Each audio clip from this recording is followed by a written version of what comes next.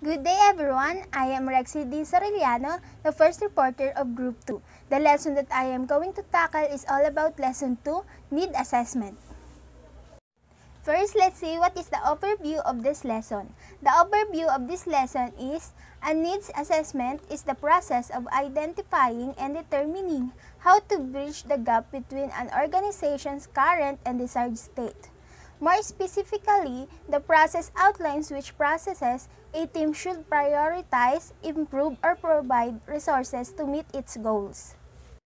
The learning outcomes of this lesson is, at the end of the discussion, we were able to explain the importance of conducting needs assessment and the implication to business when it is not properly conducted.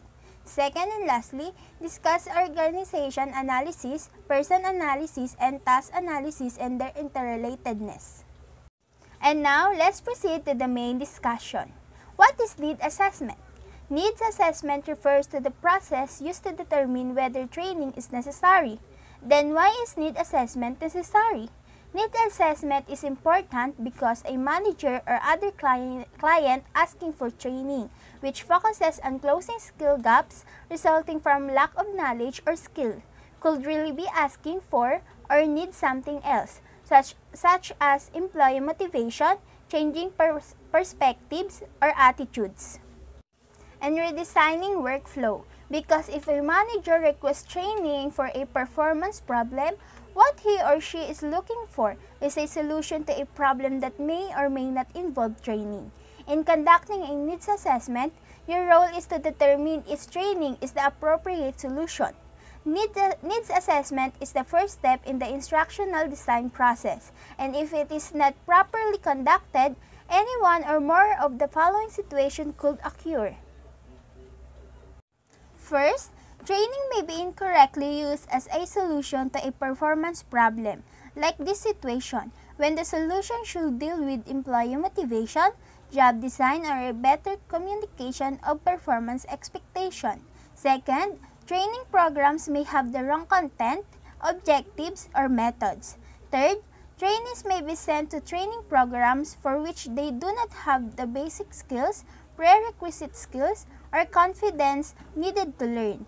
Fourth, training will not deliver the expected learning, behavior change, or financial results that the company expects.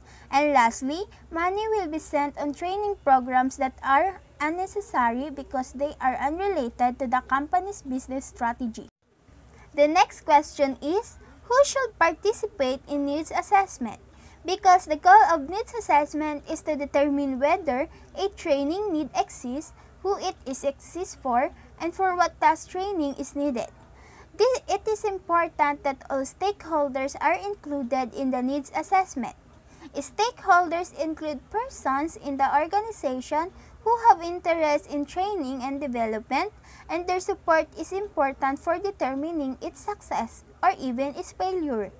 Stakeholders include company leaders and top-level managers, mid-level managers, trainers, and employees who are end users of learning.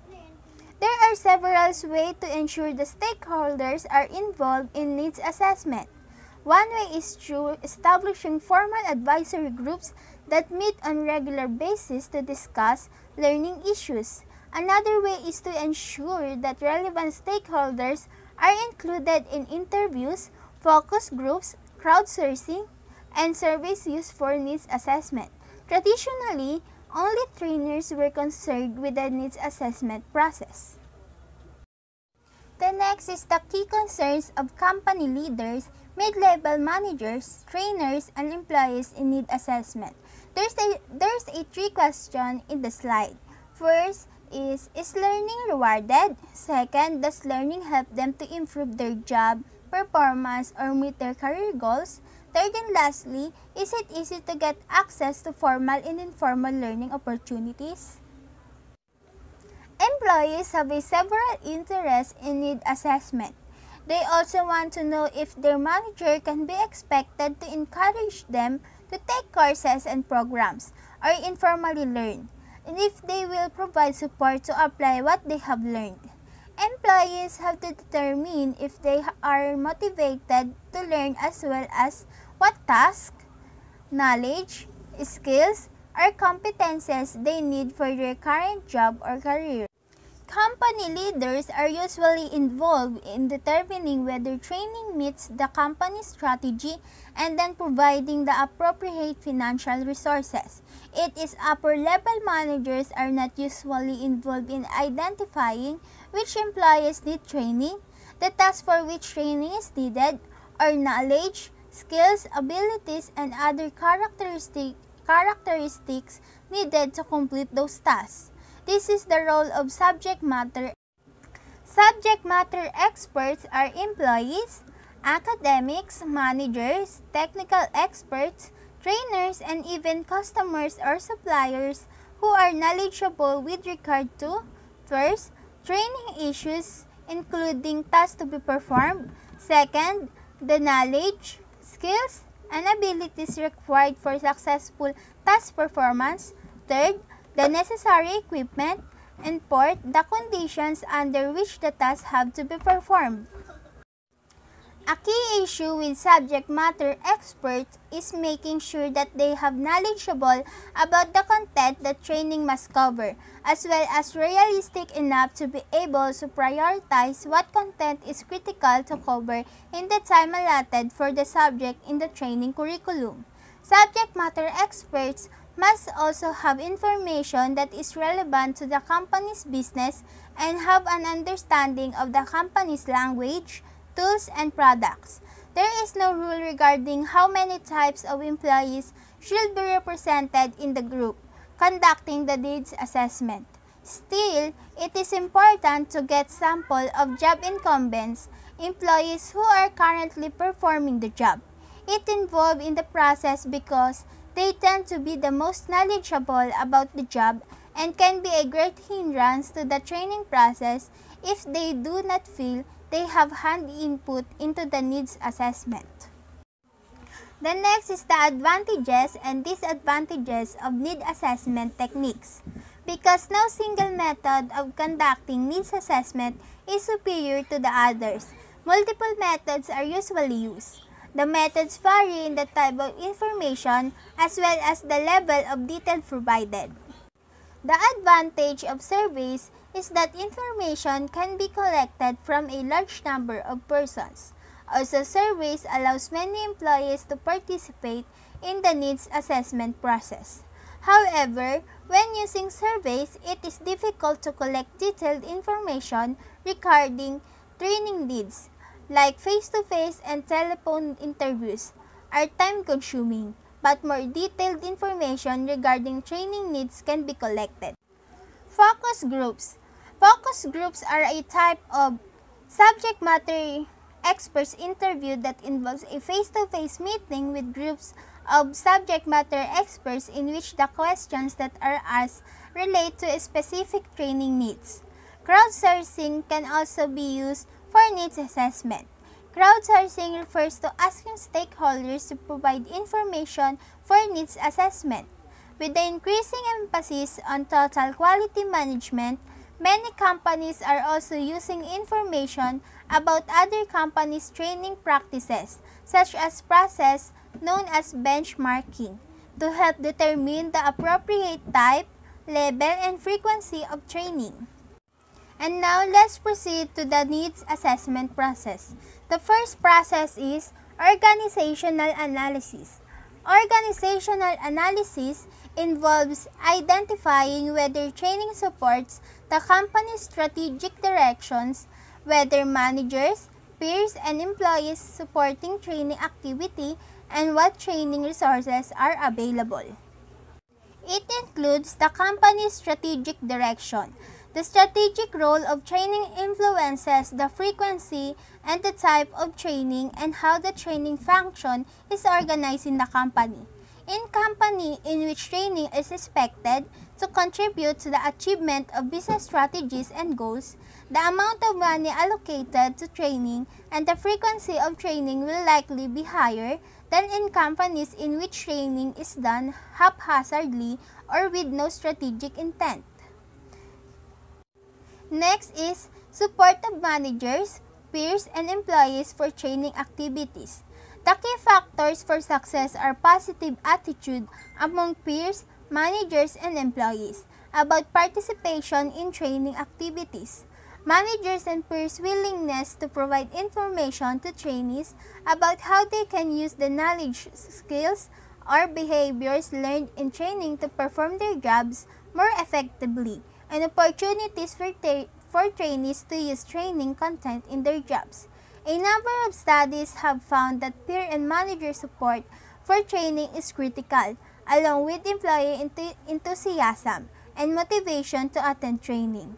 If peers and manager attitudes and behaviors are not supportive, employees are not likely to apply training content to their job. The next is training resources. It is necessary to identify whether the company has the budget, time, and expertise for training. One of the questions that companies must answer is whether it has the resources like time, money, and expertise to build or develop training programs itself, or whether it should buy them from a vendor or consulting firm. This is known as the buy versus build decision. First, the company can decide that given its staff's expertise and budget, it can use internal consultant to train all affected employees. Second, the company may decide that it is more cost-effective to identify employees who are computer literate by using tests and work samples. Third, because it lacks time or expertise, the company may decide to buy training from a consultant. The next process is person analysis. Person analysis helps identify employees who need training. It is lack of training or poor training is one possible explanation. This is often referred to as a gap analysis. What is gap analysis? A gap analysis includes determining what is responsible for the difference between employees' current and expected performance. The need for training may result from the pressure points, including performance problems, changes in the job, or use of new technology. Person analysis also helps determining employees' readiness for training. Readiness for training refers to whether, first, employees have the personal characteristics like ability, attitudes, beliefs, and motivation necessary to learn program content and apply it on the job. And second, the work environment will facilitate learning and not interfere with performance. This process includes evaluating person, characteristic, input, output, consequences, and feedback. A major pressure point for training is poor or substandard performance. Poor performance is indicated by customer complaints, low performance ratings, or on-the-job incidents such as accidents and unsafe behavior.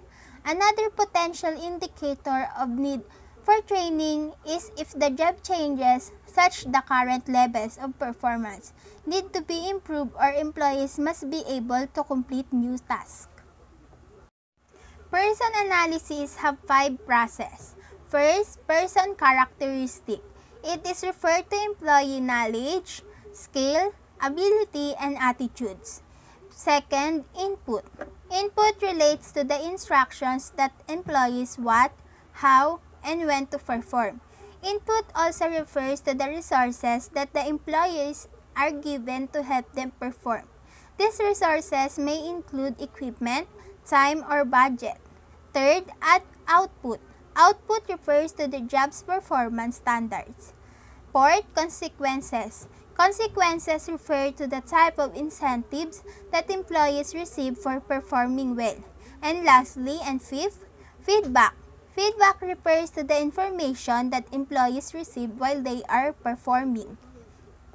Next is interviews or questionnaires. Interviews or questionnaires can be used to measure personal characteristic, input, output, consequences, and feedback. The company used interviews to identify what type of coaching and training skills the lead drivers needed. Interviews were conducted with 14 lead drivers, 6 supervisors, and 2 regional vice presidents. The interview for the lead drivers consisted of questions such as the following.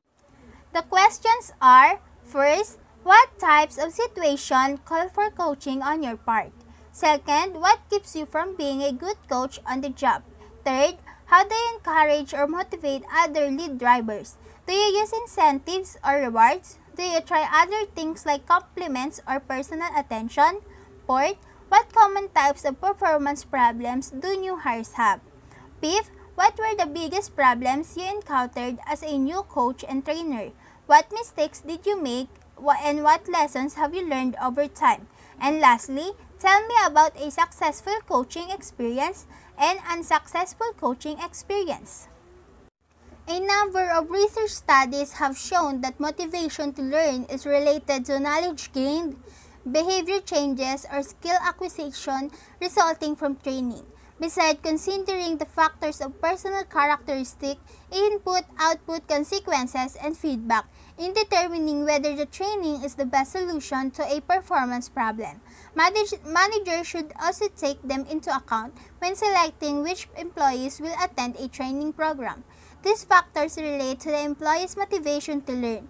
The following sections describe each of these factors and its relationship to performance and learning. First is personal characteristic.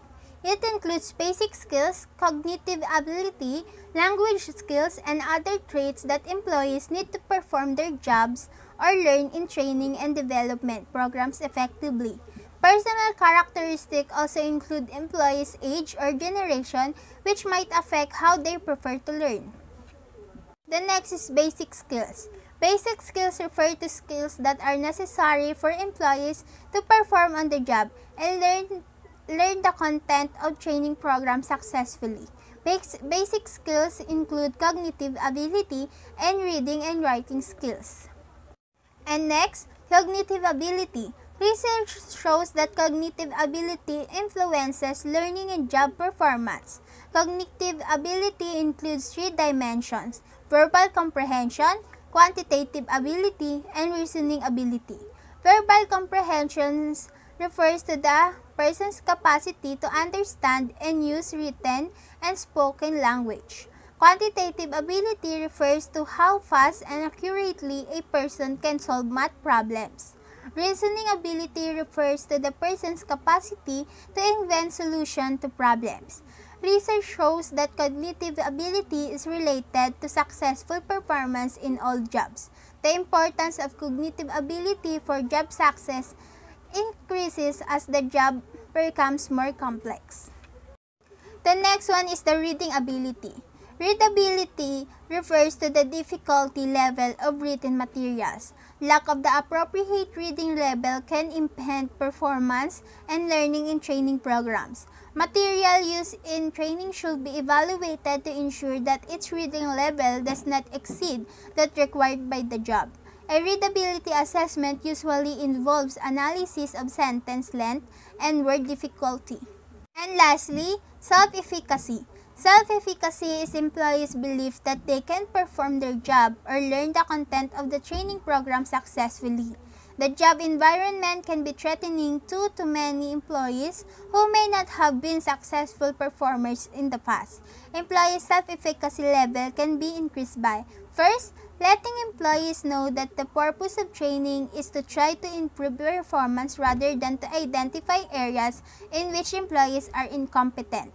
Second, providing as much information as possible about the training program and the purpose of training prior to the actual training. Third, showing employees the training success of their peers who are now in similar jobs. And lastly and fourth, providing employees with feedback that learning is under their control and they have the ability and responsibility to overcome any learning difficulties they experience in the program. And the next is the awareness of training needs, career interests, and goals. To be motivated to learn in training programs, employees must be aware of their skill strengths and weaknesses, and of the link between the training program and improvement of their weaknesses. Managers should make sure that employees understand why they have been asked to attend training programs, and they should communicate the link between training and improvement of skill weaknesses or knowledge deficiency. This can be accomplished by sharing performance feedback with employees, holding career development discussions, or having employees complete a self-evaluation of their skill strengths and weaknesses as well as career interests and goals. If possible, employees need to be given a choice of what programs to attend and must understand how actual training assignments are made to maximize motivation to learn. Several studies have suggested that giving trainees a choice regarding which program to attend and then honoring those choices maximizes motivation to learn. Giving employees choices but not necessarily honoring them can undermine motivation to learn. Age and generation. There is biological evidence that certain mental capacities decrease from age 20 to age 70. Short-term memory and the speed at which people process information decline as we age. However, with age comes experience, which can compensate for the loss of memory and mental quickness. Although mental quickness and memory losses diminish at the steady pace at older ages, memory loss is much greater because mental resources are more depleted than at early age. In the lesson 1, they discuss some of the differences and similarities of employees from different generations. The terms millennials and Generation Y refer to people born after 1980. They are optimistic, willing to work and learn, and technology literate. They appreciate diversity. The term Gen Zers refer to people born from 1965 to 1980. Gen Zers need feedback and flexibility. They dislike close supervision. They have experienced change all their lives in terms of parents, homes, and cities. Gen Zers value a balance between their work and non-work lives. Baby Boomers. Baby Boomers are people born between 1946 and 1964. They are competitive, hardworking, and concerned that all employees be fairly treated. Traditionalists. Traditionalists are people born between 1925 to 1945. They are patriotic and loyal, and they have a great deal of knowledge of the history of organization and work life. Each generation may have specific preferences for the arrangement of the learning environment, type of instruction, and learning activities. Next is input. Input is the employee's perceptions of two characteristics of the work environment. Situational constraints and social support are determinants of performance and motivation to learn. Situational constraints include lack of proper tools and equipment, materials and supplies, budgetary support, and time. Social support refers to the managers and peers' willingness to provide feedback and reinforcement if employees have the knowledge, skills, attitudes, and behavior needed to perform but do not have the proper tools and equipment needed. Their performance will be inadequate. To ensure that the work environment enhances trainees' motivation to learn, managers should take the following steps. First, provide materials, time, job-related information, and other work aids necessary for employees to use new skills or behavior before participating in training programs. Second, speak positively about the company's training programs to employees. Third, let employees know they are doing a good job when they are using training content in their work. Fourth, encourage work group members to involve each other in trying to use new skills on the job by soliciting feedback and sharing training experiences and situations in which training content has been helpful. Fifth and lastly, provide employees with time and opportunities to practice and apply new skills or behaviors to their work. Next is output.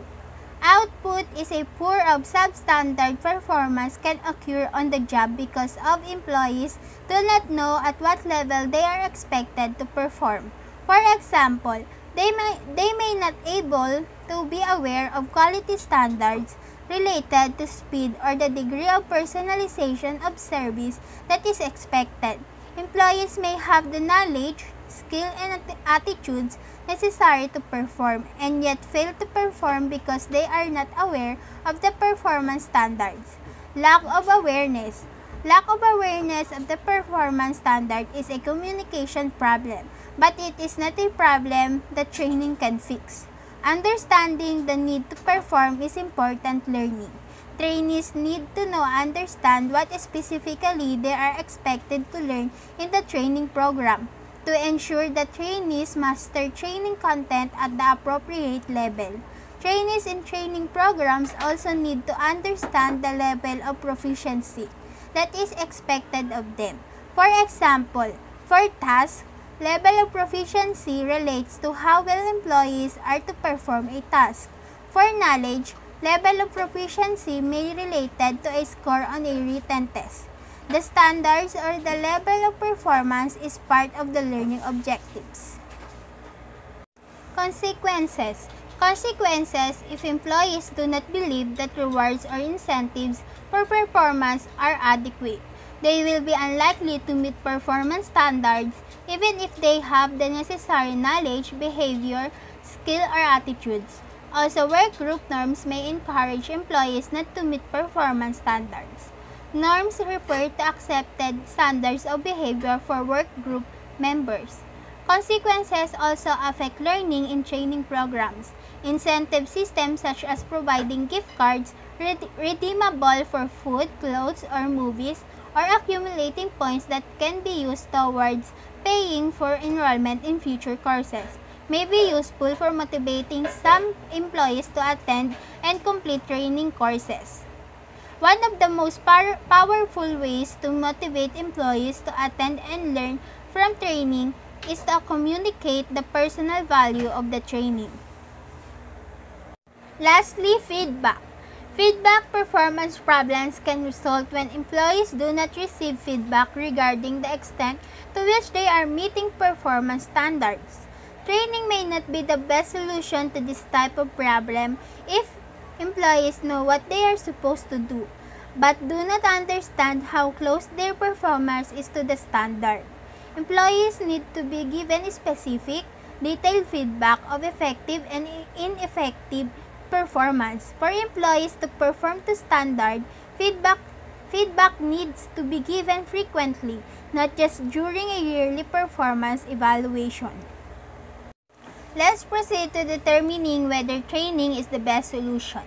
To determine whether training is needed to solve a performance problem, managers need to analyze characteristics of the performer, input, output, consequences, and feedback.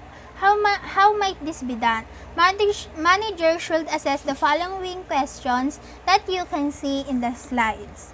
If employees lack the knowledge and skill to perform a job, and the other factors are satisfactory, training is needed. If employees have the knowledge and skill to perform, but input, output, consequences, or feedback is inadequate, training may not be the best solution. It is also important to consider the relationship among a critical job, like a problem or opportunity that is critical to the success of a job within the company, a critical process issue such as a problem or opportunity that is critical to the success of a business process, and a critical business issue which is a problem or opportunity that is critical to the success of the company.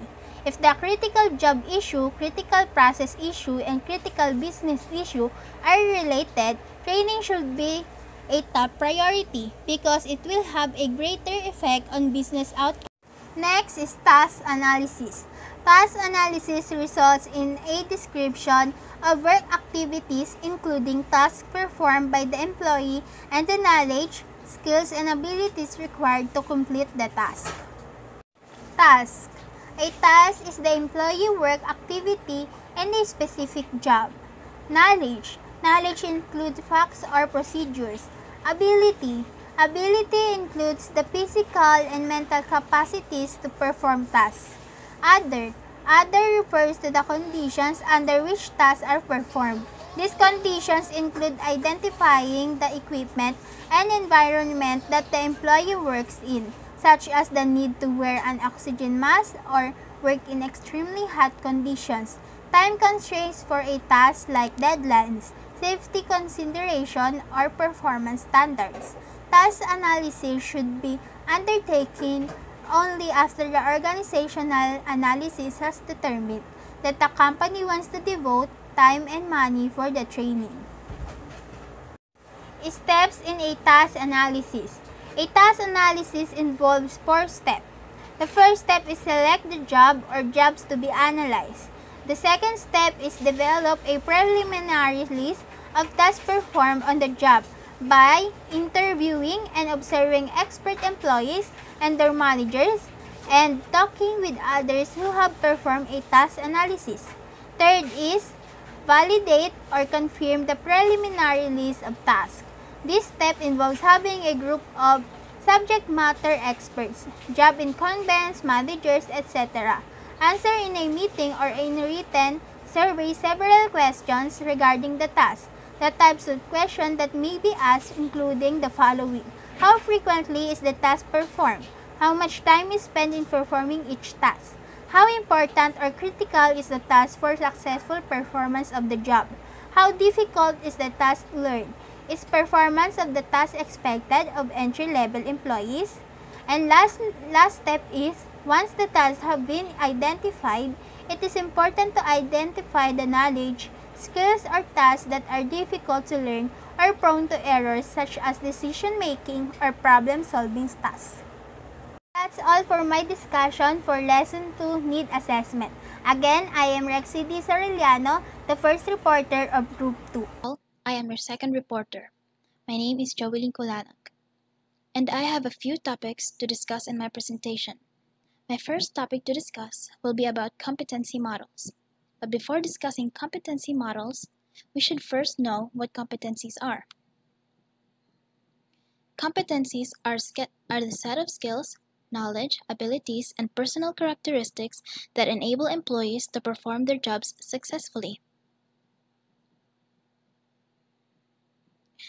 A competency model identifies the competencies necessary for each job, provide descriptions of competencies that are common for an entire occupation, organization, job family, or specific job. Also, they can be used for performance management.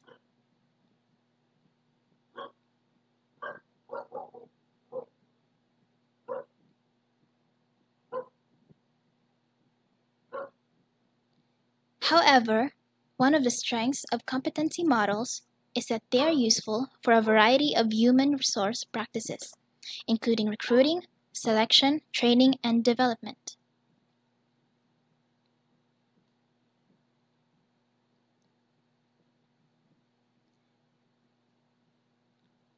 Competency model can be used to help identify the best employees to fill open positions and to serve as the foundation for development plans that allows employees and their manager to target specific strengths and development areas.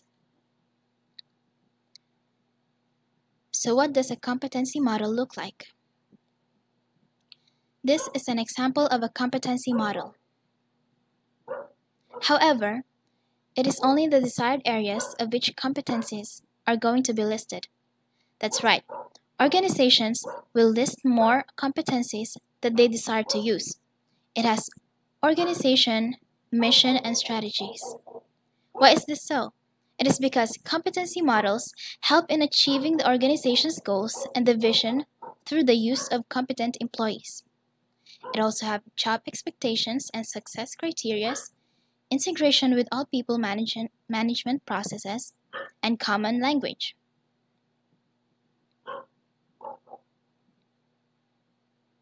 The competencies included in competency models vary according to the company's business strategy and goals. They can include sales, leadership, interpersonal, technical, and other types of competencies.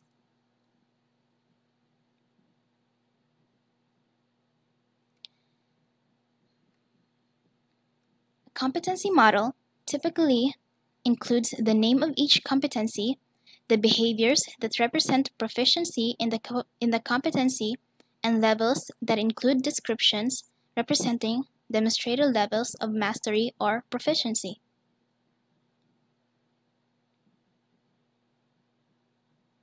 So one way to understand competency models is to compare them to job analysis. As you can remember, job analysis contains job description, the detailed information of the vacant position, while job specification is a set of specific qualities and knowledge they must possess to perform the job. So what is the difference between job analysis and competency models? Job analysis are work and task focused and focuses on what is accomplished, while competency models are worker focused and are focused on how objectives are met or how the work is accomplished.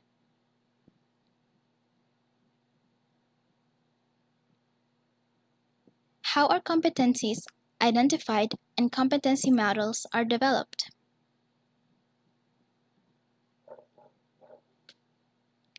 These are the process used to develop a competency model. First, you must identify business strategy and goals. It would be the foundation to which we will build our competency model on.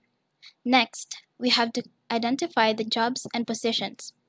Then, we will conduct an interview for picking the best candidates for the job. Then, it is time to develop the competencies and competency model most suited for them.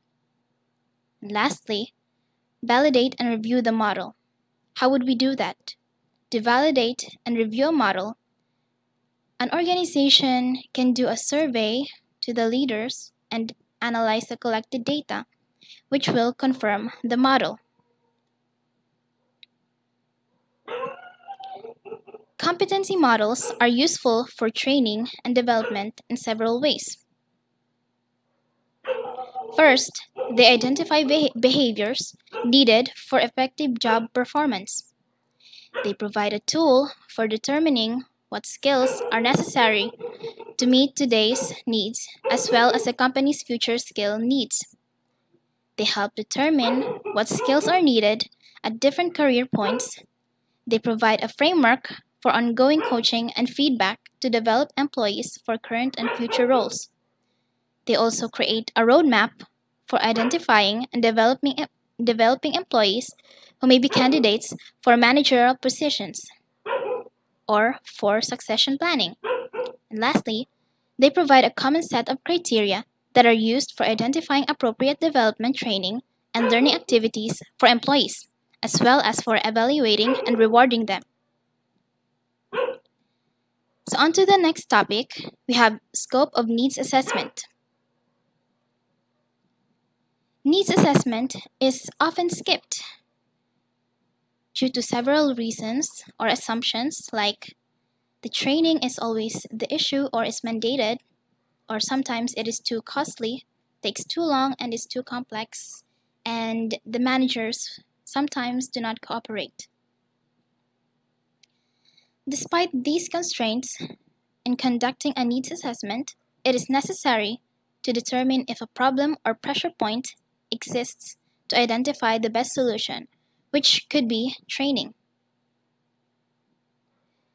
A rapid needs assessment is a quicker and more accurate needs assessment. Despite being a quicker needs assessment, this does not sacrifice the quality of the process or the outcomes. So it is fast but has the best results and fewer resources used. There are 3 ways to conduct a rapid needs assessment. First, the scope of needs assessment depends on the size of the potential pressure point. These potential pressure points are the risks in which are needed for needs assessment in order to be fixed. Second, consider using already available data collected for other purposes. And finally, if you're attuned to the business problems, technological developments, and other issues facing the organization, you will be able to anticipate the training needs. Next topic is about learning and transfer of training. What is learning? And what is learned? So here it says learning refers to a relatively permanent change in human capabilities that can include knowledge, skills, attitudes, behaviors, and competencies that are not the result of growth processes. While transfer of training refers to trainees effectively and continually applying what they have learned in training to their jobs.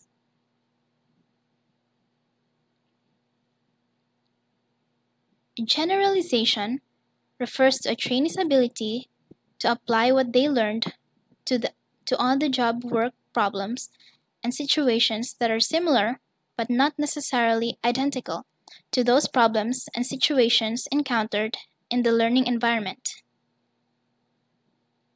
While maintenance refers to the process of trainees continuing to use what they learned over time. This is the model of learning and transfer training. As you can see, trainee characteristics, training design, and work environment all leads to learning, while trainee characteristics and work environment leads to transfer of training, which is generalization and maintenance.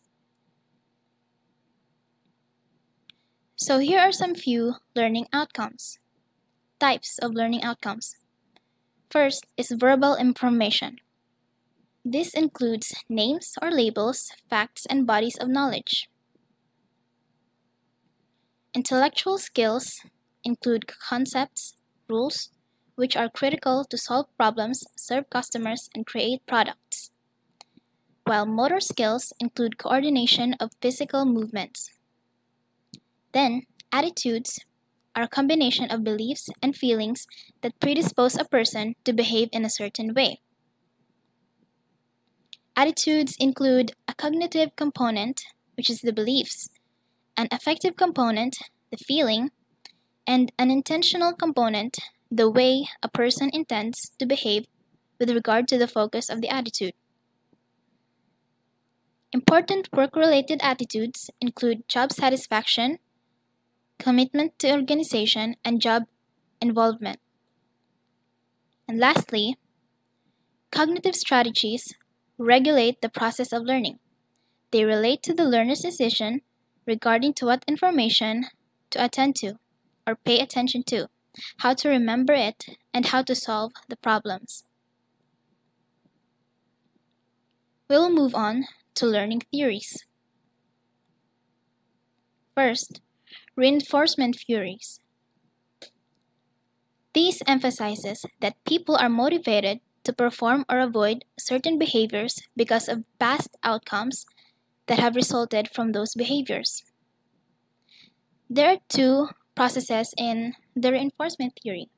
The first is a positive reinforcement, which is a pleasurable outcome resulting from a behavior. The second is the negative reinforcement, which is the removal of an unpleasant outcome.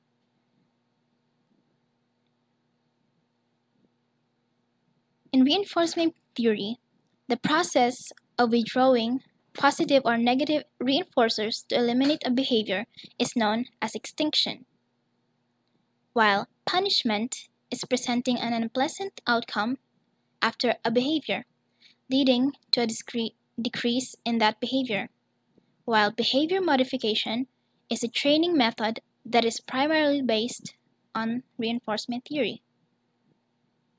On the next theory, social learning theory emphasizes that people learn by observing other persons, or which they call models, whom they believe are credible and knowledgeable. Social learning theory also recognizes that behavior that is reinforced or rewarded are tended to be repeated. The model's behavior or skill that is rewarded is adopted by the observer. According to a social learning theory, learning skills or behaviors comes from Either 1. Directly experiencing the consequences of using that behavior or skill, or 2. The process of observing others and seeing the consequences of their behavior. According to social learning theory, learning is also influenced by a person's self-efficacy. What is self-efficacy? Self-efficacy is a person's judgment about whether he or she can successfully learn knowledge and skills. There are 4 methods in which a person's self-efficacy can be increased. The first being verbal persuasion. These are offering words of encouragement to convince others that they can learn. The second, logical verification, which involves perceiving a relationship between a new task and the task already mastered. And the third, modeling, involves having employees who already have mastered the learning outcomes to demonstrate it to the trainees. And the last, past accomplishments. This refers to allowing employees to build a history of successful accomplishments. Social learning theory suggests that 4 processes are involved in learning: attention, retention, motor reproduction, and motivational process, which results in match model performance.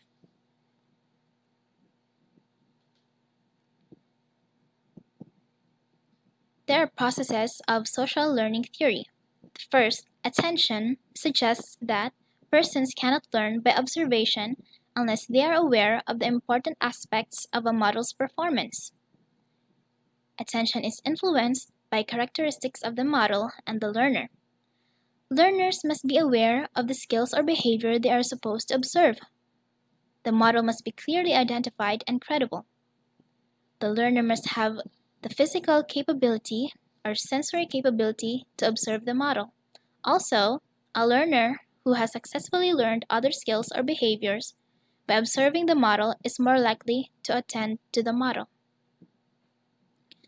Learners must remember that behaviors or skills that they observe. This is the role of retention. Learners have to code the observed behavior and skills in memory in an organized manner so that they can recall them for appropriate situation.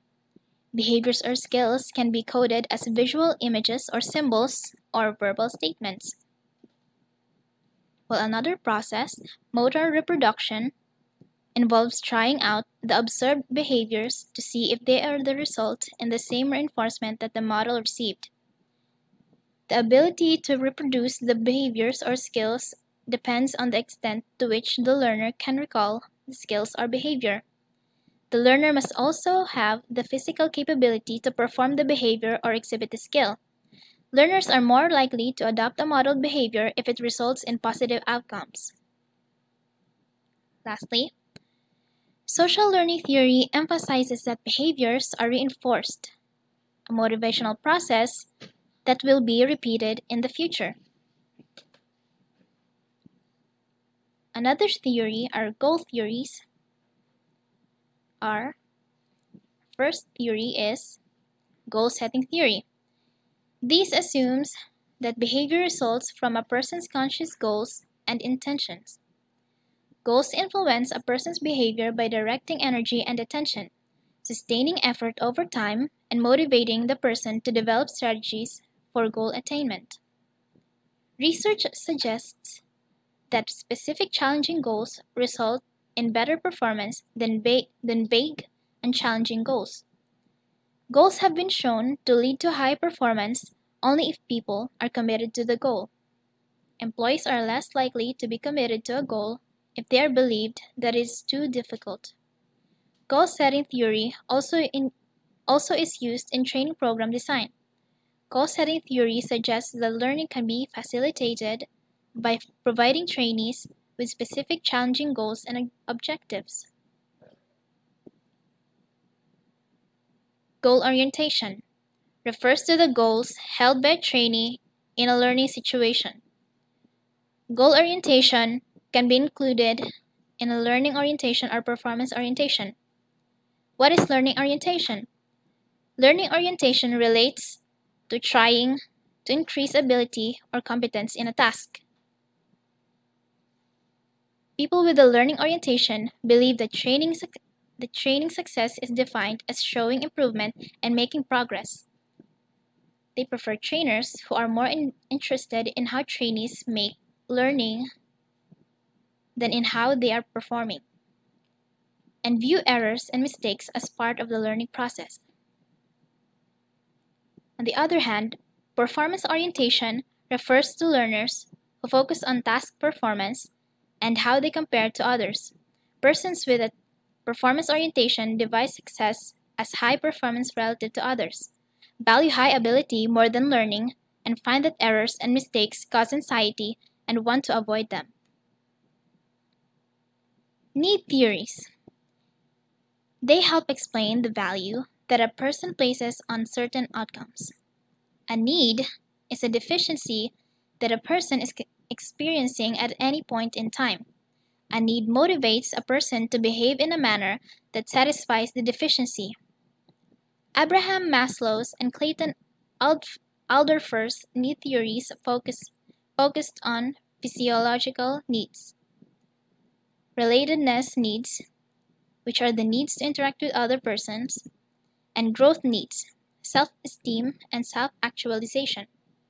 Both Maslow and Alderfer believe that persons start by trying to satisfy needs at the lowest level, then progress up the hierarchy as lower level needs are satisfied. That is, if physiological needs are not met, a person's behavior will focus on satisfying these needs before relatedness or growth needs receive attention. The major difference between Alderfer's and Maslow's hierarchies of needs is that Alderfer allows the possibility that if higher level needs are not satisfied, employees will refocus on lower level needs.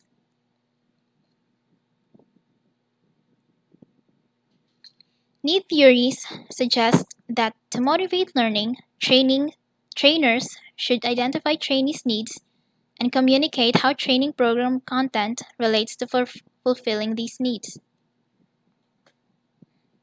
Another theory is expectancy theory. This suggests that a person's behavior is based on three factors. 1. Beliefs about the link between trying to perform a behavior and actually performing well, which are called expectancies. In expectancy theory, a belief that is performing a given behavior, like attending a training program, is associated with a particular outcome, or being able to better perform your job, which is called instrumentality. The third factor, which is valence, is the value that a person places on an outcome, like how important it is to perform better on the job. This is the expectancy theory of motivation. On the first circle, we have expectancy, which has effort that leads to performance. Expectancy asks if the trainee has the ability to learn, or they have their belief in themselves that they can learn. And then on the next circle, which has instrumentality, where performance leads to outcome, asks if the trainees believe training outcomes that are promised will be delivered. On the third circle, which has valence, or the value of outcome, asks if the outcomes are related to the training value. All these three are equal to effort, which is also in the expectancy circle. It's like a cycle that they follow. On the next slide, we have educational psychologists recognizing the limitations of formal education theories develop andragogy, The theory of adult learning. Malcolm Knowles is most frequently associated with adult learning theory. Knowles' model is based on several assumptions. 1. Adults have the need to know why they are learning something. Second, adults have a need to be self-directed. Third, adults bring more work-related experiences into the learning situation. Fourth, adults enter a learning experience with a problem-centered approach to learning. And the last one, adults are motivated to learn by both extrinsic and intrinsic motivators. The adult learning theory is especially important to consider in developing training programs because the audience for many such programs tend to be adults, most of whom have not spent a majority of their time in a formal education setting. Implications of adult learning theory for training. In the design issue, we have self-concept, experience, readiness, time perspective, and orientation to learning. In the implication of self-concept, we have mutual planning and collaboration in instruction. In experience, we have used learner experience as basis for examples and applications. In readiness, we have developed instruction based on the learner's interests and competencies. On time perspective, we have immediate application of content. And on orientation to learning, problem-centered instead of just subject-centered. Information processing theory.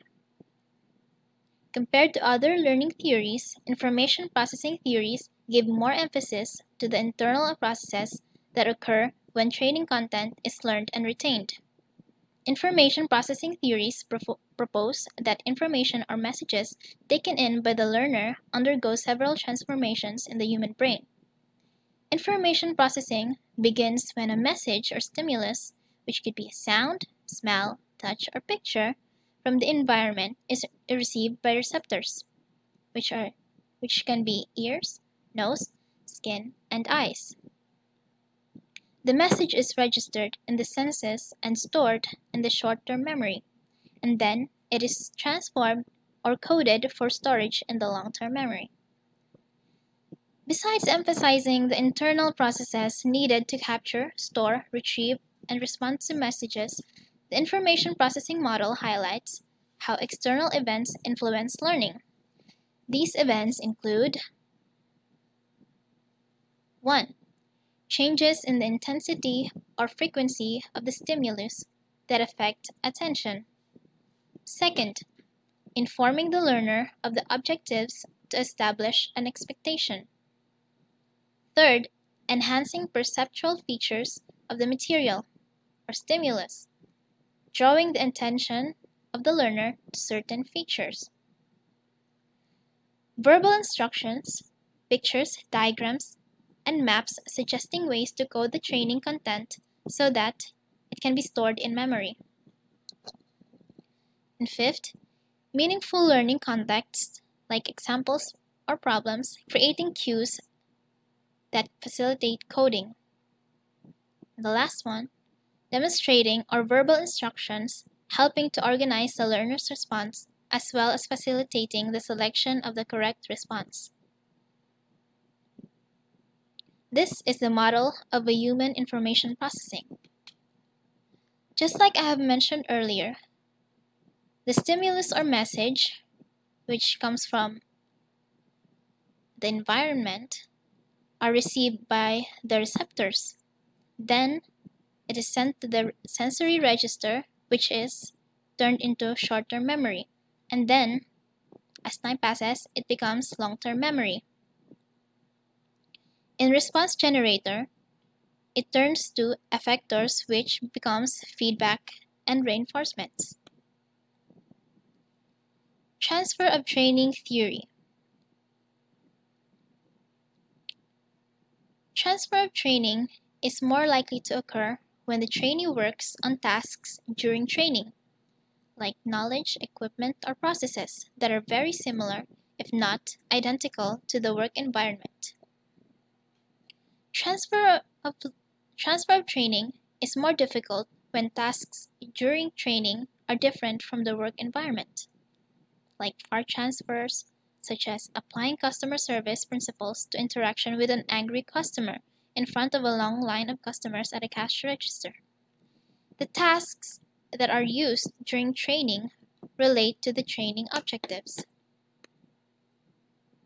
Closed skills refer to training objectives that are linked to learning specific skills that are to be identically produced by the trainee on their job. In contrast, open skills are linked to more general learning principles. Open skills are more difficult to train than closed skills because they require the trainee to not only acquire and recall general principles, but also to consider how they can be adapted and used to fit a wide range of circumstances, many of which cannot be practiced during training. There are three theories of transfer of training that have implications for training design, the learning environment, which is the theory of identical elements, the stimulus generalization approach, and the cognitive theory of transfer, of which the two I will discuss later on.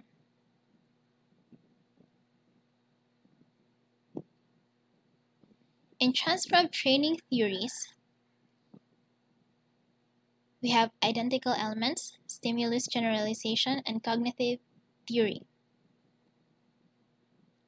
In identical elements, its emphasis is training environment, which is identical to work environment. We have appropriate conditions such as training focuses on closed skills. Work environment features are predictable and stable. An example of this is training to use equipment, which of the type of transfer is near. While in stimulus generalization, the emphasis is in the general principles that are applicable to many different work situations, in which appropriate conditions have training focuses on closed skills. Work environment is unpredictable and highly variable. We have an example like training in interpersonal skills. The type of transfer in stimulus generalization is far. On the other hand, cognitive theory has the emphasis on meaningful material and coding skills, which enhance storage and recall of training content. Appropriate conditions, which is all types of training and environments.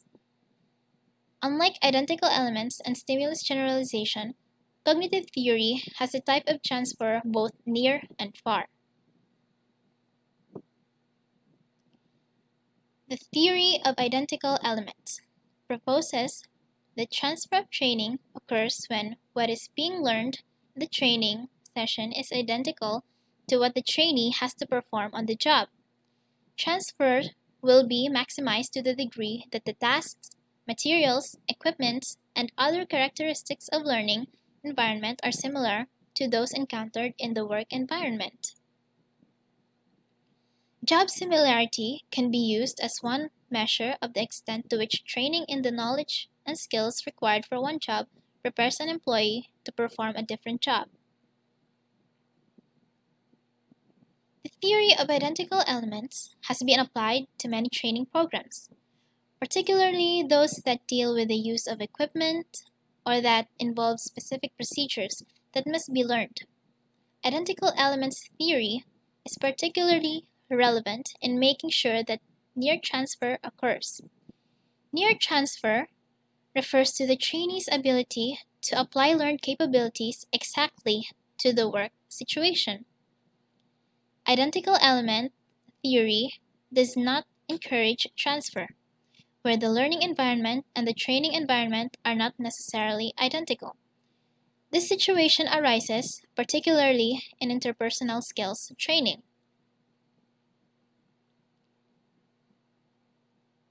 And the last of topic that I will discuss is the stimulus generalization approach. The stimulus generalization approach suggests that the way to understand the transfer of training issue is to construct training so that the most important features or general principles are emphasized. It is also important to identify the range of work situations in which these general principles can be applied. The stimulus generalization approach emphasizes far transfer, just like I have mentioned earlier. Far transfer refers to the trainee's ability to apply learned capabilities to the work environment, even though the work environment, equipment, problems, and tasks is not identical to that of the training session. Key behaviors refer to the behaviors that can be used successfully in a wide variety of situations. This concludes my presentation. Thank you for listening. Good day, sir, and to you, classmates. I am Aaah-Liyah Labjata, and I will be reporting about the cognitive theory of transfer and the learning process. So let's start. Cognitive theory of transfer. According to this theory, the likelihood of transfer depends on the trainee's ability to retrieve learned capabilities. It is also important to provide the trainees some cognitive strategies to make the learnings easily retrievable from their memory. The influence of cognitive theory is seen in training design that encourages trainees as part of the program to consider potential applications of the training content to their jobs. Basically, this theory of transfer just focuses on the information processing of the trainees. Now, let us discuss the different learning processes of training and development. First is the mental and physical process. There are 10 processes of learning. Number 1, expectancy. It is the mental state that the learner brings to the instructional process. Number 2 is the perception, which is ability to organize the message so that it can be processed or acted upon. Number 3, working storage. This allows the material to be coded for memory. As you can see, rehearsal and repetition of information. Number 4, semantic encoding, which is the actual coding process of incoming messages. Number 5 is the rehearsal, which focuses on learning through repetition. This is the simplest learning strategy. Number 6 is organizing, which requires a trainee to find similarities and themes in the training material. Number 7, elaboration. This requires the trainee to relate the training material to other more familiar things such as knowledge, skills, and/or behaviors. Number 8, retrieval. It involves recognizing previously studied information in long-term memory and applying it to the result or the performance. Number 9 is generalization. This is observed when trainees engage in the skills their instructors teach them in untrained but similar conditions, or a learned skill or principle will be applied in a new situation. As you can see, it is being able to adapt the learning. And lastly, the gratification. It refers to the feedback that the learner receives as a result of using learning content. Feedback is very much encouraged so that trainees can adjust their actions to ensure the best outcome. Next, Table 4.4. It shows the relationship among learning processes, instructional events, and forms of instruction. To learn, trainees use a mixture of these techniques. The most effective approach is determined by the learning outcome. For example, rehearsal and organization are the best ways to achieve knowledge benefits. Elaboration is needed for skill application, and then messages are ready for preservation in long-term memory after they have been attended to, rehearsed, and coded. Next is the learning cycle. Learning can be thought of as a complex process containing 4 stages. First, concrete experience or the feeling. Learning from specific experiences and relating to people, and this feeling means that you're sensitive to others. Next, reflective observation. This is observing before making judgment by viewing the environment from different perspectives or looks for the meaning of things. Next is the abstract conceptualization. This logical analysis of ideas and acting on intellectual understanding of a situation. And fourth is the active experimentation or the doing. This is the ability to get things done by influencing people and events through action. This includes risk-taking. Depending upon the situation or environment, the learners may enter the learning cycle at any point and will best learn the new task if they practice all 4 modes. Example situation is learning a software program. For active experimentation, jumping in and doing it. For reflective observation is thinking about what you just performed. The abstract conceptualization is reading the manual to get a clear grasp on what was performed.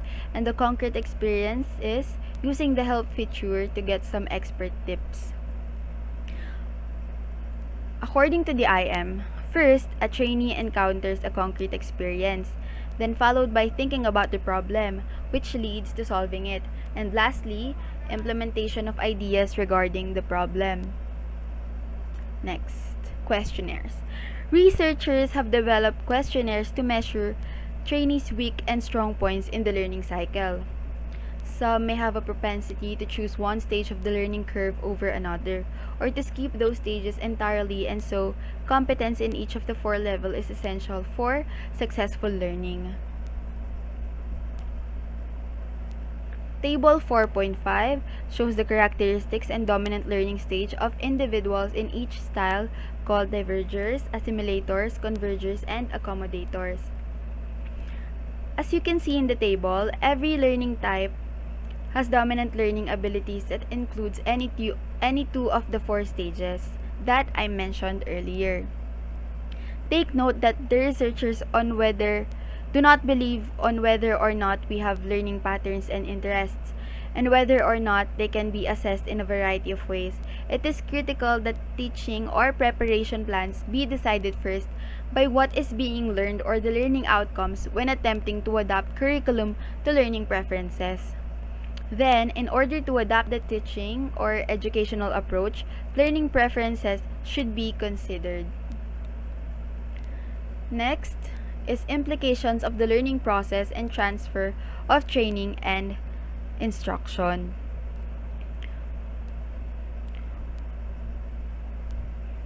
So, what is instruction? It refers to the trainer's manipulation of the environment in order to help trainees learn. The table shown is an example of an effective instruction in a learning process.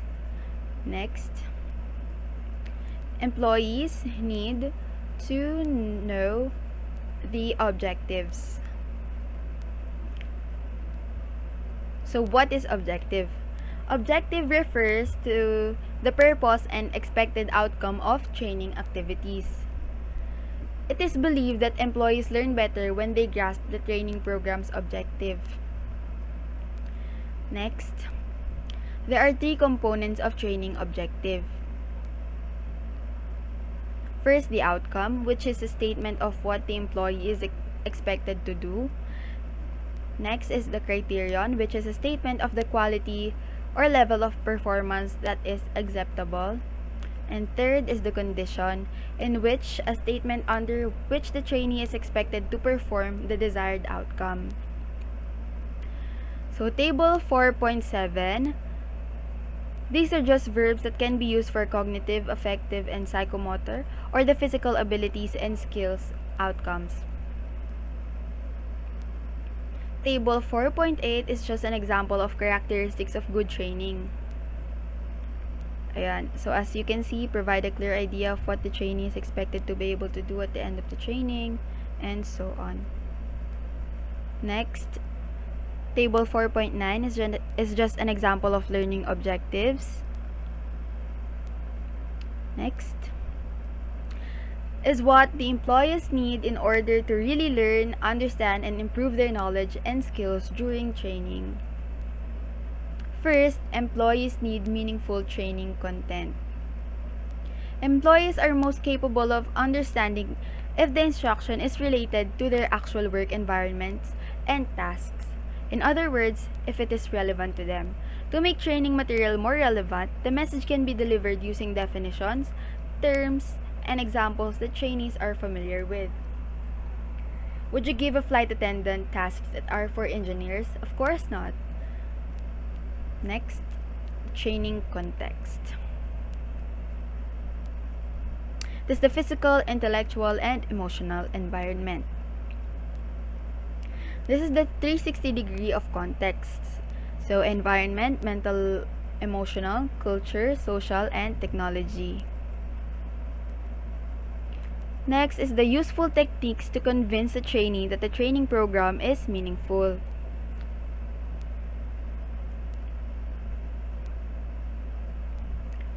So, that is it.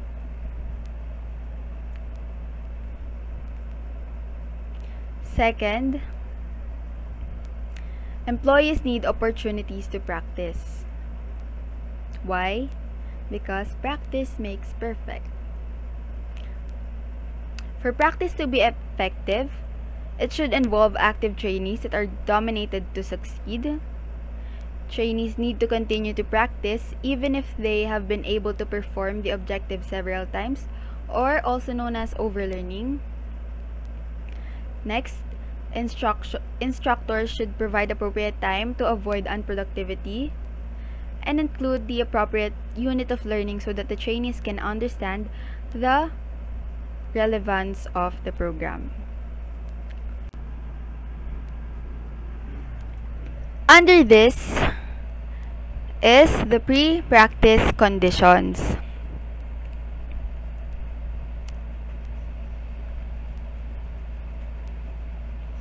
In which the trainees will be reminded to focus because the things they will learn is what they will do on their job.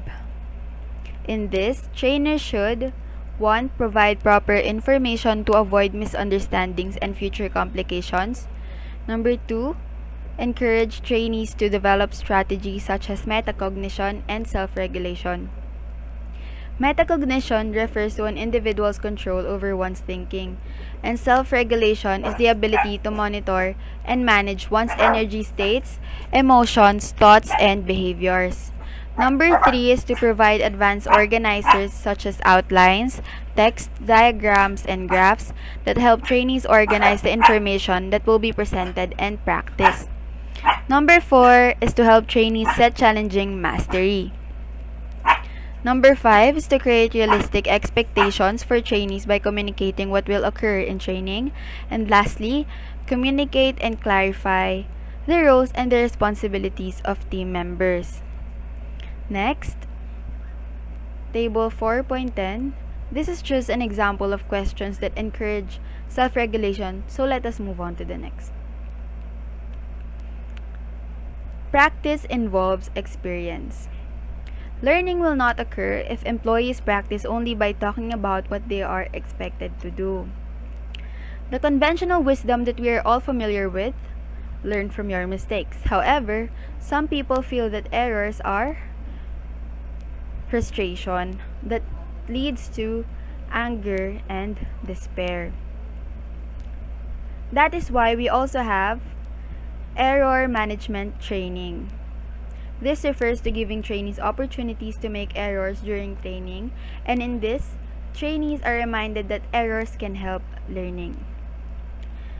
To make a positive impact on learning, trainees must be taught to see mistakes as attempts to improve. As a result, trainees have to discover on their own what to do when confronted with new tasks or problems.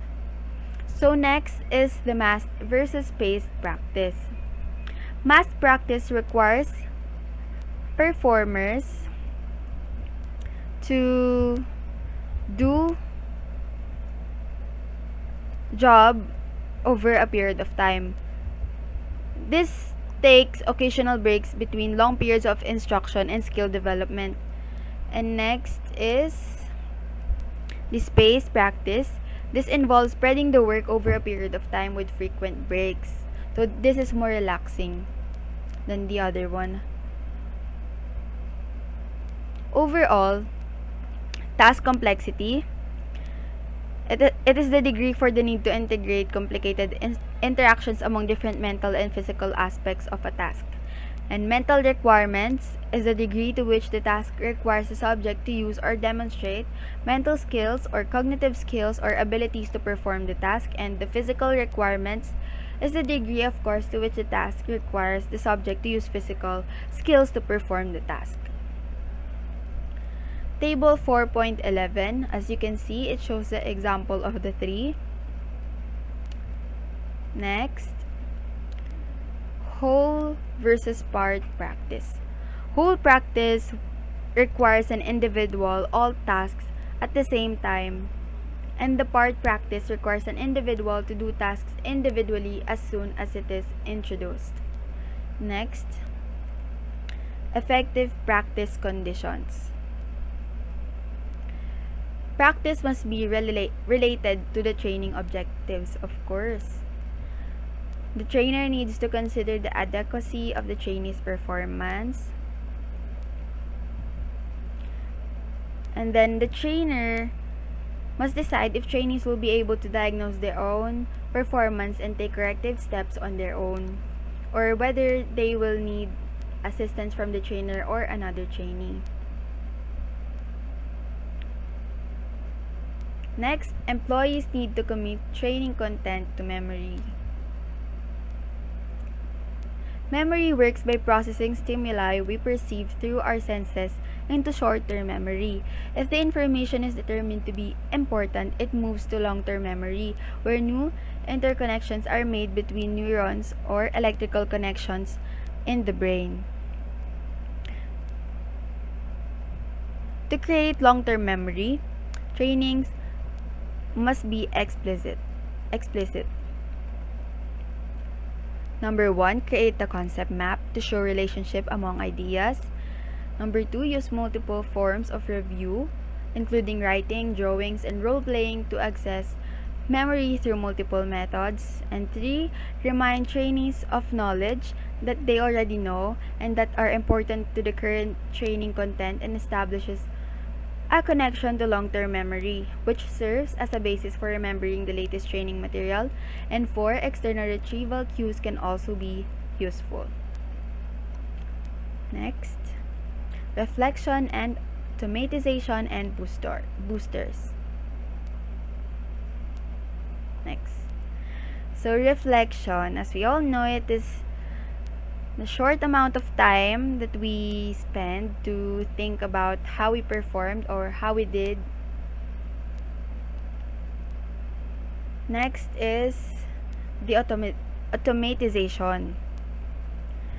This refers to making performance of a task, recall of knowledge, or demonstration of a skill so automatic that it requires little thought or attention.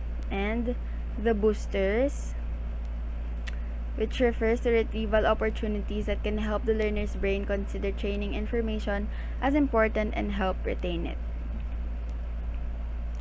So lastly, employees need feedback. Feedback is the information about how well people are meeting the training objectives. So, last semester in HRM, we have already discussed how feedback should be given frequently to improve the employees' performance and to let them know what they should maintain. This is very important because if feedbacks are not given to the employees, it will just mean a lot of loss for the company or the organization. Employees need to know their deficiencies to make up for it, because it will be for the better of the employees and the company's status. That will be all for my report. Once again, I am Aah-Liyah Labjata, and I hope you've learned something from me. Thank you and have a great day ahead. Good day everyone, my name is Ria Mariz A, Genesela, and I will be tackling about how employees learn through observation, experience, and interaction. First is how employees learn through observation, the practice of learning through seeing a real-life example. Observational learning combined with hands-on training will help certain workers learn new concepts easily and successfully incorporate new skills in their job position. So this is also called as social learning theory, where the observer changes after observing the model. There are 4 processes of observational learning which was introduced by Albert Bandura. The first one is the attention, where the observers cannot learn without paying attention. Retention, which means observers must not only recognize but give a specific place for it in his or her mind. Next is the reproduction or production, which means application of the learnings. This is also the combination of attention and retention. And lastly is the motivation, where the observers will only be able to apply it if they are motivated to do so. Next is how employees learn through experience. Experiential learning in the workplace is a hands-on method of instruction that lets workers understand key knowledge by actually practicing the task or expertise at hand. So this also means by learning by doing. When the employee or trainee participate in experiential education, they can gain better understanding of the work, broader view of the world, and appreciation of its nature, insight into their own skills and values, opportunities to collaborate with diverse organizations since they can learn through their experience from past relations. And lastly is the self-confidence and leadership skills. What is the importance of experiential learning? Experiential learning has the potential to transform how businesses educate their staff and grow leaders from within. With experiential learning, the employees will learn through applying what they are taught of in different situations. The third one is how employees learn through interaction. Employees tend to increase company morale and improve productivity if there is a positive interaction within the company. Every day, organizational experiences can be seen as manifestations of occupational learning and the aspect in which such behavior can be controlled. According to the study conducted by a certain company, more workers first turn to their peers, which is 55%, second only to their bosses. There are 3 types of instructional interaction, which was introduced by Michael G. Moore. The first one is learner and content. Second is the learner and instructor. And the third one is the learner to learner. Let us go first to the learner and content.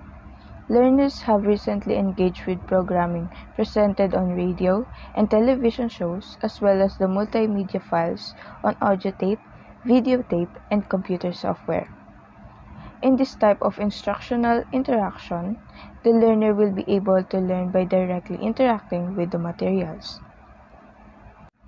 Next is the learner and instructor. Many learners found this very appealing interaction between the learner and the expert who arranged the subject matter, or with another expert serving as an instructor. So this is highly desirable by many learners since we know that the instructors are the people who are already expert in that field. We are learning and interacting with instructors will help the learners to absorb their knowledge and influence them in many ways. And lastly, and this is the learner to learner. This interaction among members of a class or another community is often an extremely useful source of knowledge, and it is also essential.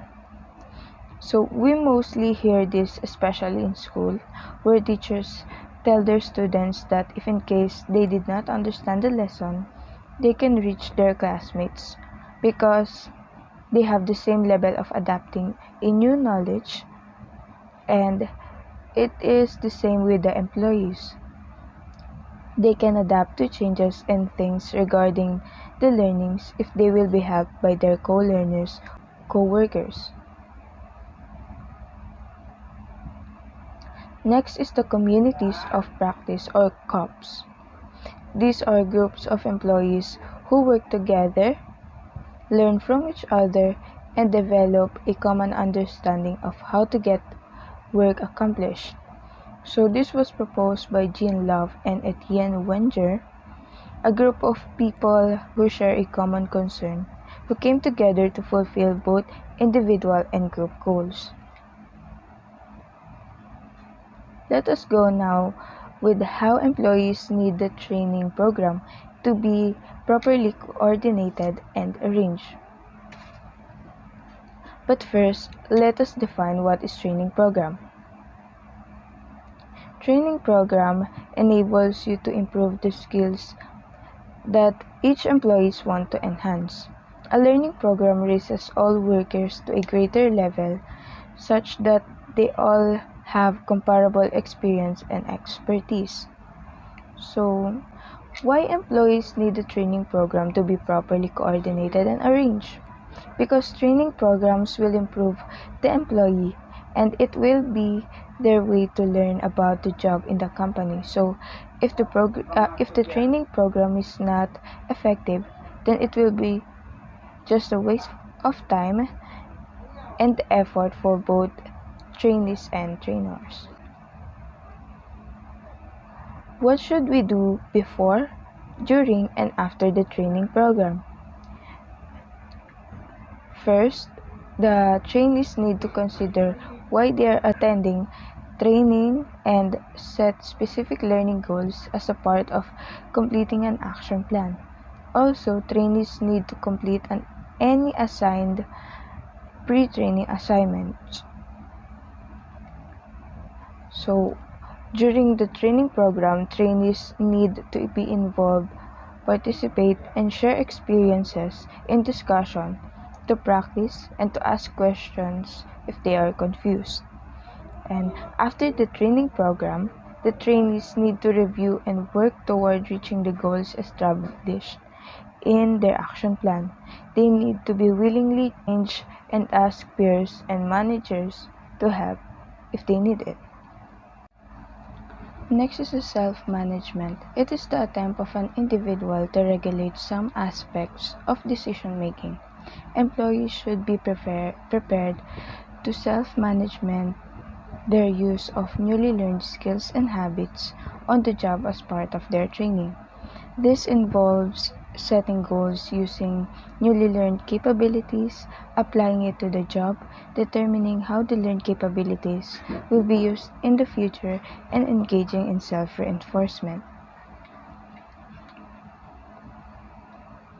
Ensuring the effectivity of the learning and transfer, the trainees must have strategies on how they will transfer or apply the things they have learned. After defining and knowing what is self-management, let us know how to ensure that the work environment supports learning and transfer. There is no magic formula for ensuring that transfer of training occurs. But first, what is transfer of training? Transfer of training refers to the trainees applying what they have learned in training on the job in an effective and consistent manner. There is this thing also called as climate for transfer. This climate for transfer refers to the trainees' perception about a wide variety of characteristics in the work environment that facilitate or inhibit the use of trained skills or behavior. Now let us go to the instructional emphasis for learning outcomes. So as we can see in the table, this is the internal and external conditions necessary for learning outcomes. But first, let us define what is internal and external conditions. Internal conditions, these are these processes within the learner that must be present for learning to occur. This is how information is registered, stored in memories, and recalled. While the external condition, it processes in the learning environment that facilitate learning.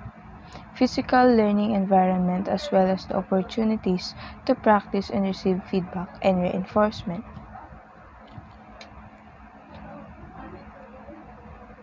So in the table, let us back in the table where under the learning outcome, there is verbal information, intellectual skills, cognitive strategies, attitudes, and motor skills.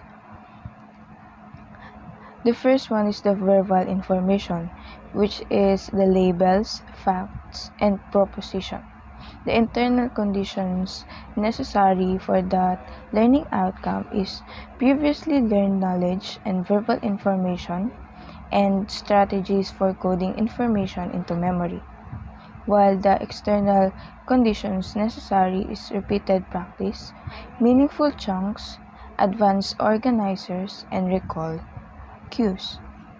For intellectual skills, this is knowing how. So since it is knowing how, there is no information to be recalled, so we only have external condition, which is the link between the new and previously learned knowledge. Next is the cognitive strategies, processes of thinking and learning. Internal condition, recall of prerequisites, similar tasks, and strategies, while for external conditions, verbal description of strategy, strategy demonstration, practice with feedback, variety of tasks that provide opportunity to apply strategy. Next is the attitude or the choice of personal action, and the internal conditions necessary is mastery of prerequisites, identification with model, and cognitive dissonance. And the external conditions necessary is demonstration by a model, positive learning environment, strong message from credible source, and reinforcement. And lastly is the form motor skills, muscular action. The internal conditions needed is the recall of part skills and coordination program. And the external conditions necessary for this learning outcome is to practice, demonstration, and gradual decrease for external feedback. Let us now go to the program design. Program design refers to the organization and coordination of the training program. It is also the plan of action that results from the process. The program design process includes 3 phases, which are pre-training, learning event, and post-training. In the pre-training, it is the preparation and motivating or encouraging the trainees to attend the learning event.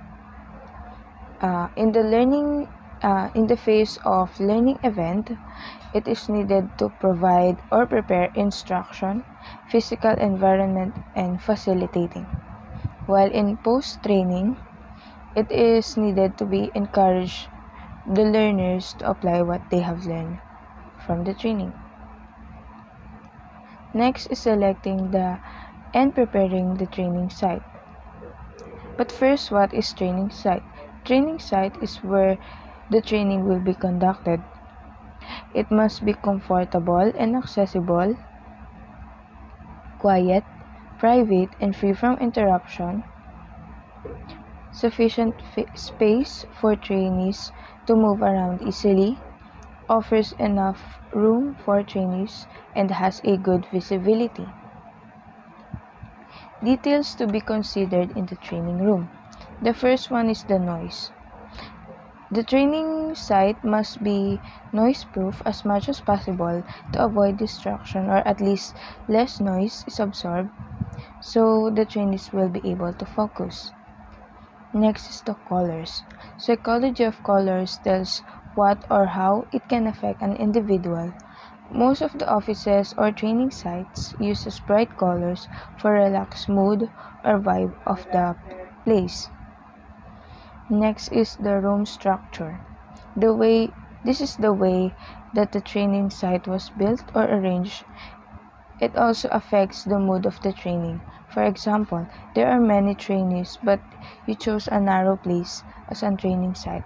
Therefore, it will be a hassle for all the participant and they will not be able to focus due to the lack of space. Next is the lighting. The main source of lighting should be fluorescent lights, which is diffused and good for even light source. Next is the wall and floor covering. Solid colors are preferable since they are not distracting, and avoid putting too much design on to remain the calmness of the site, and only the related material should be posted on the walls. Next is the meeting chair rooms. This should be comfortable and easy to use for all the participants as much as possible to avoid using hard chairs, for it may cause distraction for the trainees.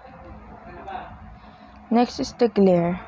Check the glare from metal surfaces, for when it reflects to the trainees, it might also cause loss of focusness. Next is the ceiling. The ceiling must be 10 feet high because it creates a large feeling of the place, making it less suffocating for the trainees and the trainer. Next is the electrical outlet. Outlets should be available every 6 feet around the room and should be accessible by the participants and the trainers for them to be able to plug their gadgets used for training. Next is the acoustic.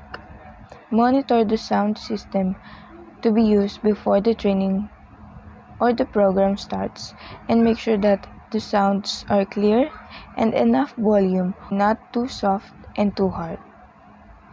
And lastly is the technology. Internet is one of the most important access that the trainees and trainers must have, so the organizers should make sure that it is accessible to all. So these are the example of the seating arrangements. First one is the fan type setting. Next is the common or the classroom setting type. Next is the conference type seating. And lastly is the horseshoe arrangement.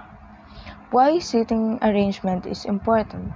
Because it also can affect the power to maximize the impact of the program, and the arrangement must be suitable for the specific type of meeting. Next one is choosing trainers.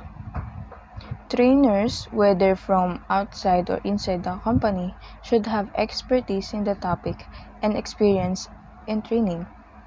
Train the trainer programs necessary for managers, employees, and experts who may have the content knowledge but need to improve presentation and communication skills, gain an understanding of the key components of the learning process, or learn to develop lesson plans. How trainers can make the training site and instruction conducive to learning. Creating a learning setting. So before choosing a training room, plan what or how the trainers are expected to learn. In that way, you will be able to determine where, when, and how the learning is meant to be conducted. Training rooms and learning requirements. The first one is high collaboration and low self-direction. So the preferred training room for this one is classroom and lecture hall with breakout rooms. Next is high collaboration and high self-direction. The preferred room for this is breakout room conference room, and project room.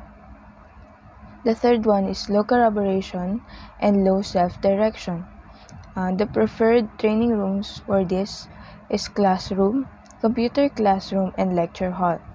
And the last one is the low collaboration and high self-direction. The preferred room for this one is distance learning room, media lab, and computer lab. Next one is the preparation of materials. You must know your content very well. Prepare all the materials you want to use for the program to be interactive and worthy. Needed materials may be printed, PowerPoint, handouts, and shared contents to the participants using PDFs, documents, etc. And make sure that the gadgets you will use are working to avoid inconvenience. Next is knowing the audience, age, generation, and personality differences. Under the age and cultural differences are the traditionalists, baby boomers, Generation X, and millennials or millenniums. For traditionalists prefer standard training room with a stable, orderly learning environment. They do not like to put on the spot in front of other trainees. They value direct presentation of information and training materials that are organized logically. And the next one is the baby boomers. Baby boomers preferred classroom learning and interactive training activities. Generation X preferred self-directed learning that includes technology-delivered methods. They also like training that allows them to work at their own pace. Last is the millennials or millenniums. They are also called as techno-savvy. They want to learn by working alone and helping others to learn. They also prefer blended learning approach. This includes self-paced and interactive. They also value experience. Next is the personality. This is also important so that the trainers will be able to know how they will approach their participants. Under the personality is the Myers-Briggs type indicator. So, this is a tool to determine the personality of each trainees. By means of this, they will be also able to know what learning style they will use for it to be absorbing and successful training program. There is a chance that it is not conducted before the training. The trainer should make sure that the training is interactive and motivating for most of the participants.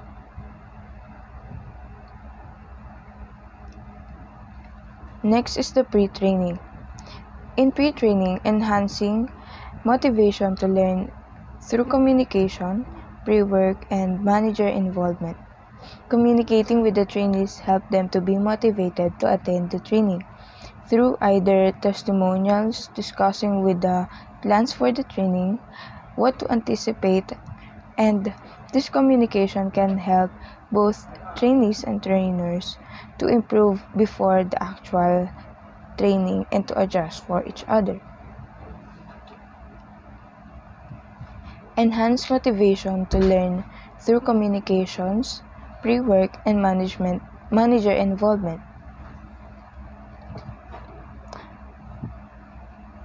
Provide an overview of the course. So by providing the overview, the trainees will be able to achieve each objective more possible since they are aware or informed on what the training is about. You can use flowchart, creative illustration, and other presentation to give the overview. Help trainees retain and recall training content.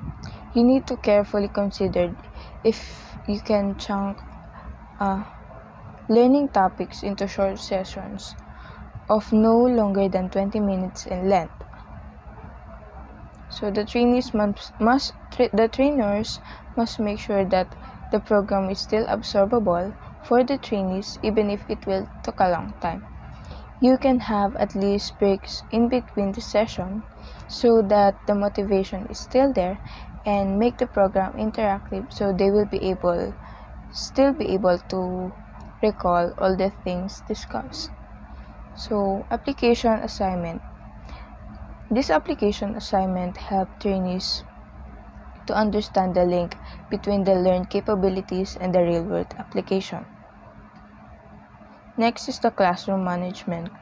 A messy, disorganized, and uninviting training room creates learning distraction, so everything that is inside the training site must be only as much as possible is connected to the training, and make sure that the training room is always organized and pleasing so that the trainees will be motivated to learn.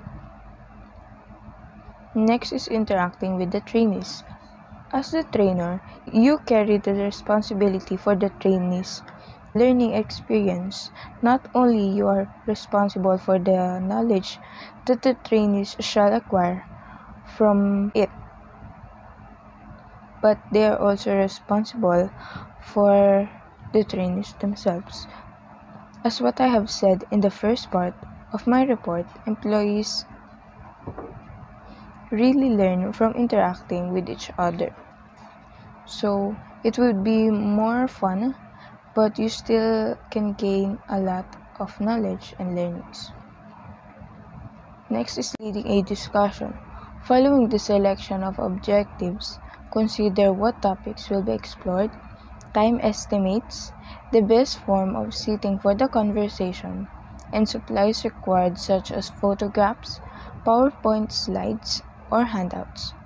Discussion should be effectively used in the training, for this will be a remarkable part of the training.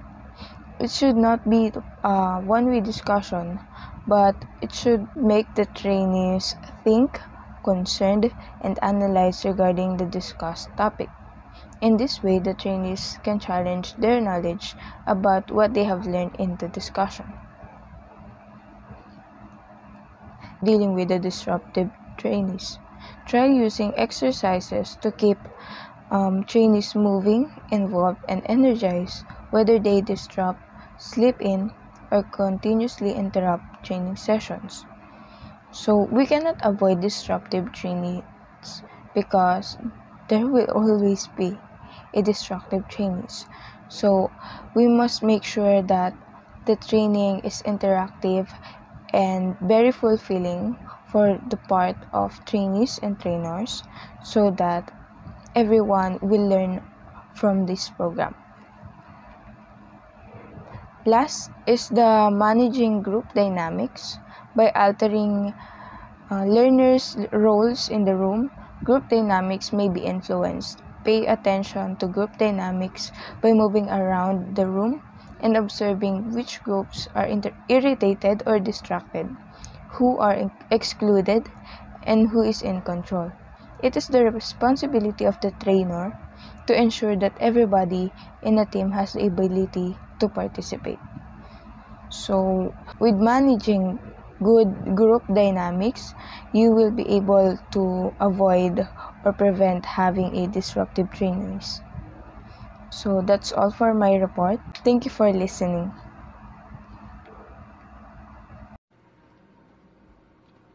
Good day, everyone. My name is Trisha Nicole Manawat, and for the continuation of the report, I will now discuss the curriculum, course, and lesson design. First, let's define the following words so that we will understand what the topic is all about. So first, curriculum refers to an organized program of study designed to meet a complex learning objective, such as preparing a learner to become a salesperson, certified computer network technician, licensed nurse, or manager. So according to the dictionary, curriculum is the subjects comprising a course of study. So, in comparison to curriculum, a course or program usually covers more specific learning objectives and addresses a more limited number of competencies or skills. Basically, curriculum is more on a general side while courses are more specified. And lesson design is an organized curriculum to explicitly engage learners with their existing ideas and actively explores new concepts that may help learners to change what they already know and how will they use their new knowledge. So, project management refers to the skills needed to manage a team of people and resources to create a learning solution. It is important to know this because designing a program is a special case of project management. So, under the project management, we have the SPADES model. By further researching this model, I noticed that it was kind of similar to a D model or concept. For those who didn't know, the ADDIE or AD model is the generic process traditionally used by instructional designers and training developers. So the 5 phases are analysis, design, development, implementation, and evaluation. And it represents a dynamic, flexible guideline for building an effective training and performance support tools. But now, we are going to discuss each phases of SPADES. So first we have is START. It involves understanding the stakeholders for the learning solution. So the stakeholders are the employees, managers, subject matter experts. And also, it involves conducting a needs analysis or revisiting the results to understand who needs training, understanding the context, what should be the main focus, and the expected outcomes. Next, we have is plan. So in this phase, it usually involves identifying what you need to do as well as any resources that may be needed. So this includes identifying tasks, how long it will take to complete them, and any expertise that is needed to execute your plan, such as web designers or subject matter experts. So planning is important so that any step an organization will do will still be right on track. Then we have administer. Administer involves overseeing the tasks and communicating with the project team, stakeholders, and subject matter experts. It also involves ensuring that tasks are completed and deadlines and budgets are met.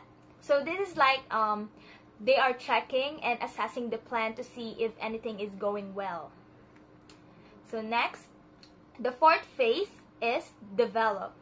It involves many of the steps in the ISD process. Remember the AD model I mentioned earlier? So the steps here are identifying the training objectives and methods, how the program will be evaluated, and ensuring transfer of training. So it also involves designing the actual training, including any materials or online modules. So second to the last is engage. It is where the training goes live or it is implemented. So it also includes conducting an evaluation of training. In here, we are already taking the plan into action after many careful considerations. And the last phase is stop. This phase includes finishing the project, paying vendor and suppliers, and meeting with stakeholders to see if they feel that the project met its objectives and their expectations. And now, we move on to curriculum roadmap. So it refers to a figure showing all of the courses in a curriculum, the paths that learners can take through, and the sequences in which courses have to be completed. So the reason why we need a roadmap is so that we can clearly see our goal or desired outcome and clearly see the major steps or milestones needed to reach it. So it also serves as a communication tool, a high-level document that helps articulate strategic thinking and the why behind both the goal and the plan for getting there. So, in designing a roadmap, we must consider 5 information so that we will be able to create a detailed design. First, it must have a brief statement of the course purpose, including why the course is important, and second, we must include the prerequisite skills needed for the course. Third, learning objectives or competencies covered by the course and a supporting or enabling objective must also be included. Fourth, we must mind the format of the content and course expectations. And lastly, we must identify and pick a delivery method for the content, whether it will be through online in classroom or blended learning. So this is an example of curriculum roadmap. We can see that there is a certain goal at the end of the road, and there are milestones that needs to be achieved first before getting to the desired outcome. And now, I'm going to discuss the design document. This can be used to guide the development of training and to explain the said training to managers, reviewers, trainers, and other higher-ups who has to know the design of the training. And we can see the example of design document in the slides. It was clean, it was proper, it was not that long, and it's easy to understand. So, I will discuss the template of a design document. So, as you can see in the slides, there are 4 steps that will serve as a guide as to what must be included in your design document. First is the scope of project. It includes the goals, outcomes, or achievement, expectations for trainees, a description for the trainees, a description of how long it will take to develop the course, and the checkpoints or tasks that need to be completed as the course is developed and the length of the course. Next is the delivery. So it includes what the course will cover, how it will be delivered, whether it will be face-to-face or online. It also includes an estimate of the training time and the identification of any special conditions or issues that may affect the course. For example, getting the right equipment and how to obtain one. Third, objectives. It refers to the course or program objectives. We must only include those broader summary statements for the purpose of the program. And lastly, resources. It refers to the materials that need to be purchased or developed for the course. For examples, DVDs, lesson plan, podcasts, and many more. Of course, when we are talking about resources, we also need to include the human resources. So, we need to consider who are needed, who is involved, and basically all that is needed for the program. Now, we move on to the course or lesson plan. Lesson plan is very much alike to the design document, but the difference is lesson plans are much more specific and more detailed. They include the specific steps involved in the lesson, instructor and training activities, and the time allocated to each topic included in the lesson. So, when making a lesson plan, we must also be aware that this plan must be effective.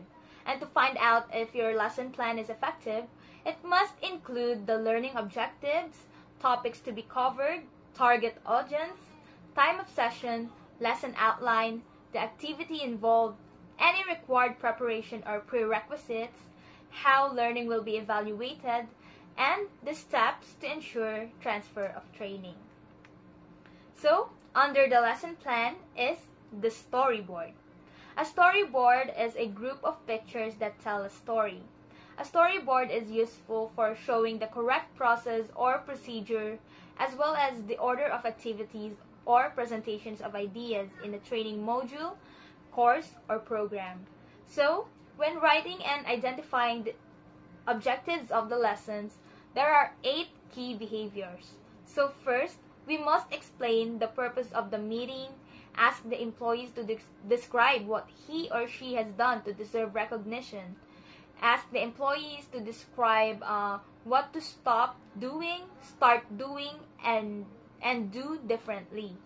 So, also, we must also ask the employees for areas in which you can provide assistance and give the employees your opinion of his or her performance. Ask for and listen to the employees' concerns about your evaluation. Agree on steps or actions to be taken by each of you, and agree to a follow-up date. The prerequisites are the things required as a prior condition. So these are the priorities that needs to be handled accordingly. So first is arrangement of the training site, equipment and materials needed. Second, instruction, preparation, and trainee prerequisites. Trainee prerequisites refers to any preparation, basic skills, or knowledge that the trainee needs prior to participating in the program. So next is lesson plan overview.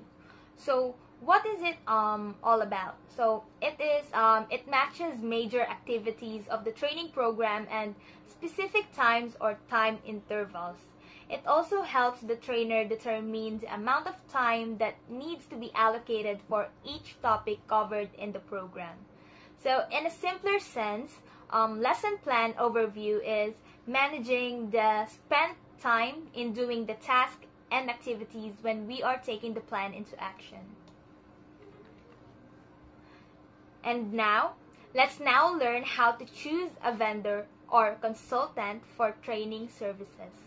So what we are looking for is a high quality product from good vendors who are easy to work with or make transactions with.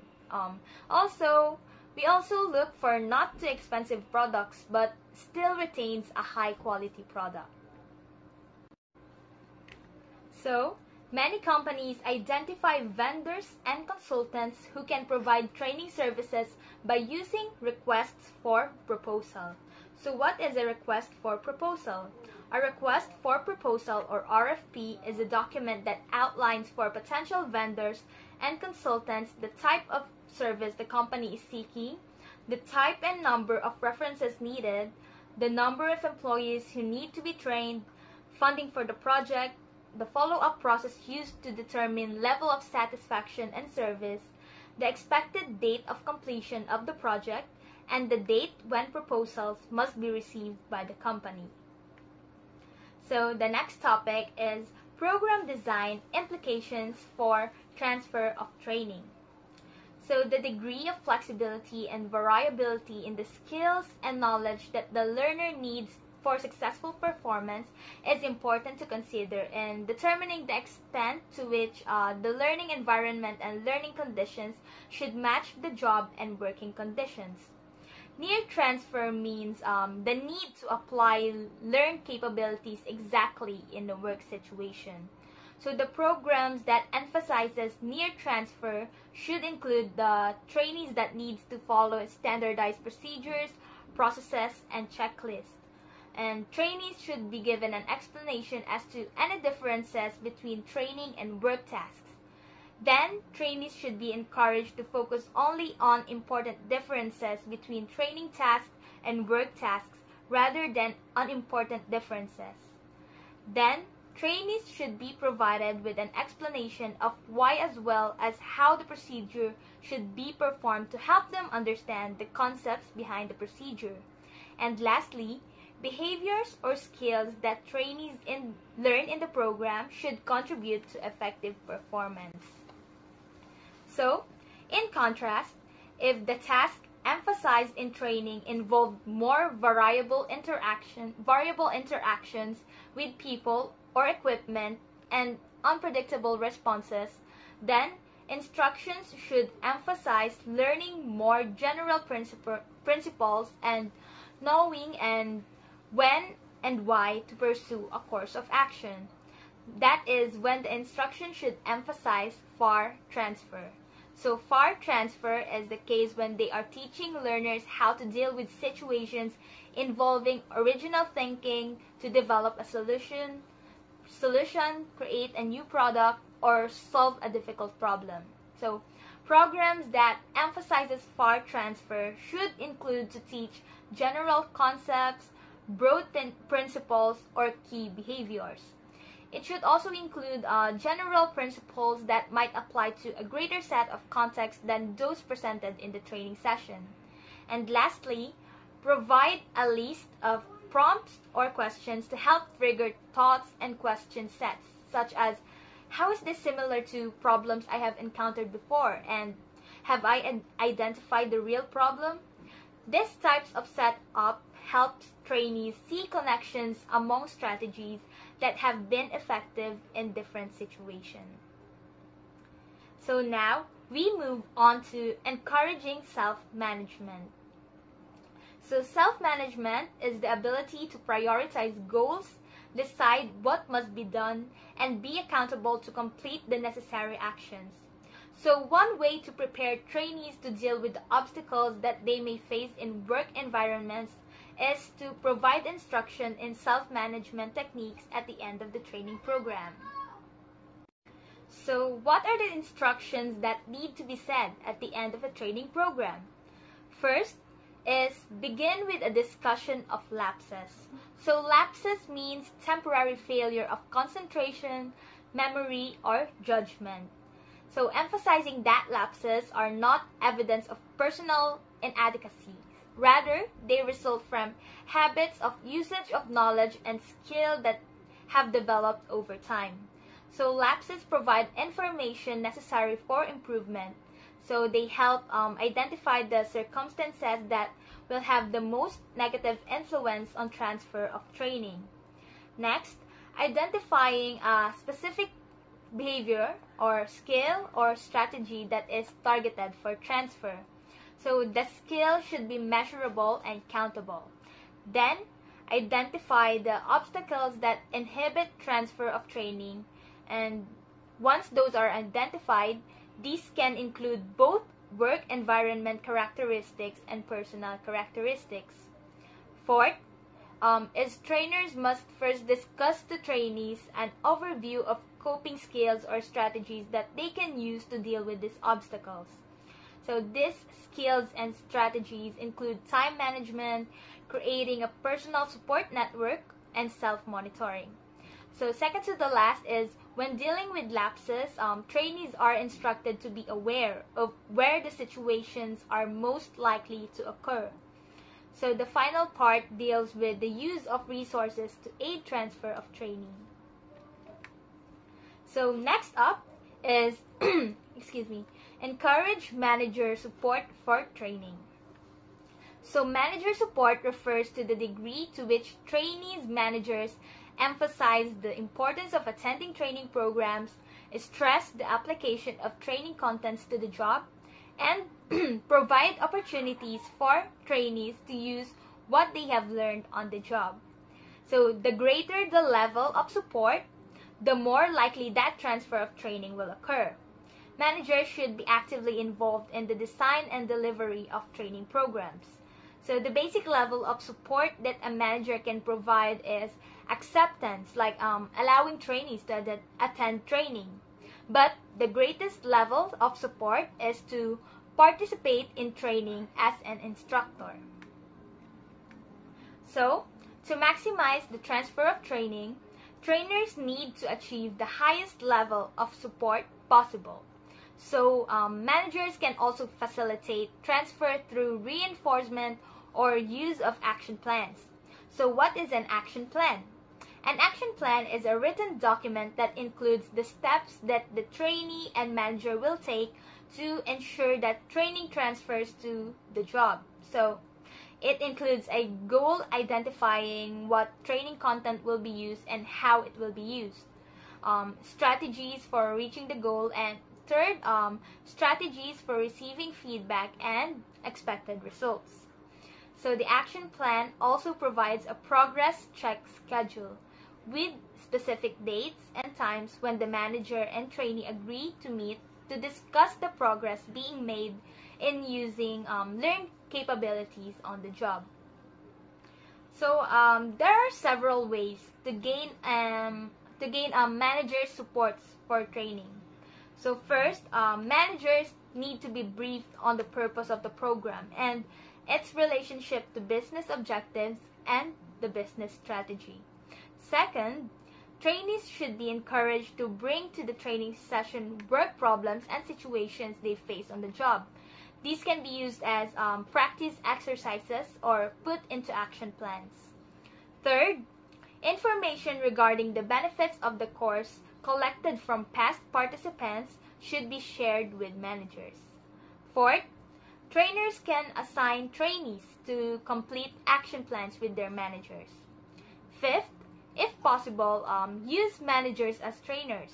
That is, train the managers first and then give them the responsibility of training their subordinates.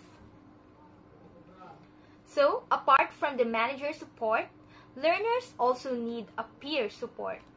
So, a peer support, also known as a support network, it is a group of 2 or more trainees who agree to meet and discuss their progress in using learned capabilities on the job. So, this may involve face-to-face meetings, communications via email, or interactions on an electronic social network similar to Facebook or Twitter or Discord. So, trainees may share successful experiences, and they also might discuss how they obtained resources needed to use training content or how they coped with the work environment that interfered with the use of training content. And the last topic that I will be discussing to you is the opportunity to use learned capabilities.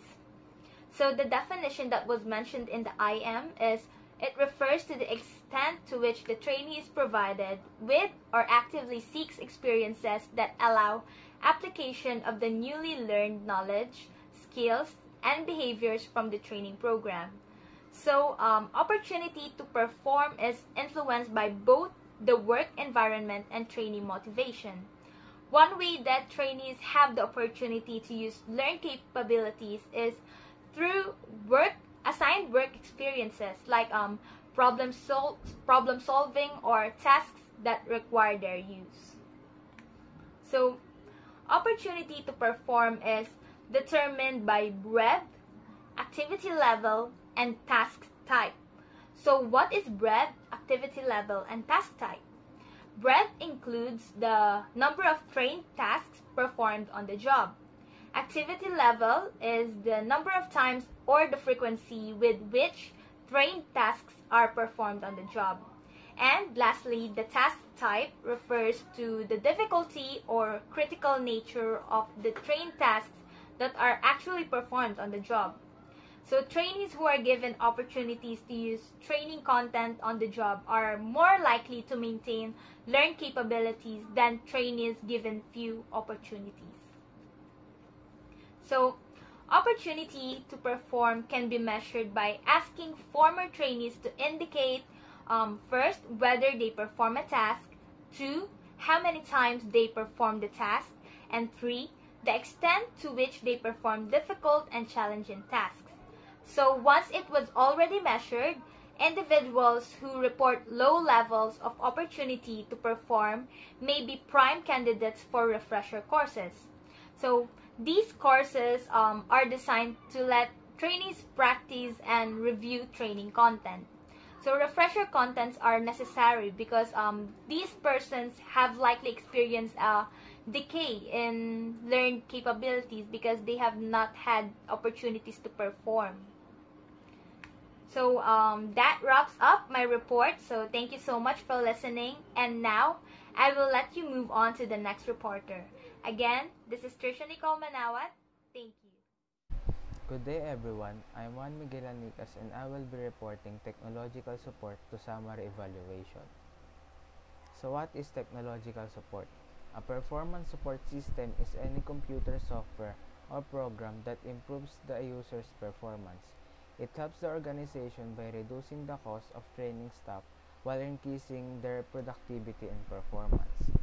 A performance support system may be used to enhance transfer of training by providing trainees with an electronic information source that they can refer to on as needed basis while they attempt to apply learned capabilities on the job. Next is knowledge management. It refers to the process of enhancing company's performance by designing and implementing tools, processes, systems, structures, and cultures to create, capture, share, and use knowledge. When knowledge needed for work is not easily accessible within an organization, it can It can be incredibly costly to a business as valuable time is spent seeking out relevant information versus completing outcome-focused tasks. There are some ways to help share and create knowledge. Example is the use of technology. Email in social networking sites such as Facebook or MySpace, or portals on the company intranet that allow people to store information and share it with others. Another example is allowing employees to take time off from work to acquire knowledge, study problems, and attend trainings. So these are the keys for effective knowledge management. First is training and information tech collaboration. For knowledge management to be effective, the training department and information technology department must collaborate. Training can help develop the culture as well as the content and learning strategies, information technology. It develops the system for accessing, sharing, and storing knowledge and delivering training. Next is create knowledge management leadership positions. You can create a user group of technicians who are well trained in the proposed knowledge management model for your organization. This team should be assigned to supervise the approval process. They should also be able to streamline knowledge management workflows, identify possible areas of extension, and be responsible for collecting information from resources. This will help avoid chaotic roles and prevent missing information. Third is easy to use technology. It is highly useful to create a handful of adaptable templates you and your coworkers can use over and over again. The application that will be used or software must be easily understood by the employees. Last is employees' trust and willingness to share information. Trust and willingness to share information are key personal factors that relate to knowledge sharing. Employees may not know or trust other employees, may hoard knowledge to have power over others. It can also may fear that their ideas will be ridiculed or challenged, or may see knowledge sharing as involving too much work and additional responsibility. To encourage knowledge sharing, companies must recognize and promote employees who learn, teach, and share. So let's proceed to training evaluation. These are the things that we need to learn about training evaluation. First is training effectiveness. It refers to the benefits that the company and trainees receive from training. The goal of training is to help a learner improve their competence, capacity, and performance. Training helps learners gain new knowledge and skill. The most effective training also helps learners apply this information to their workplace, a process known as transfer of learning or simply learning transfer. Training effectiveness refers to how well your training supports learning and learning transfer. Next is training outcomes.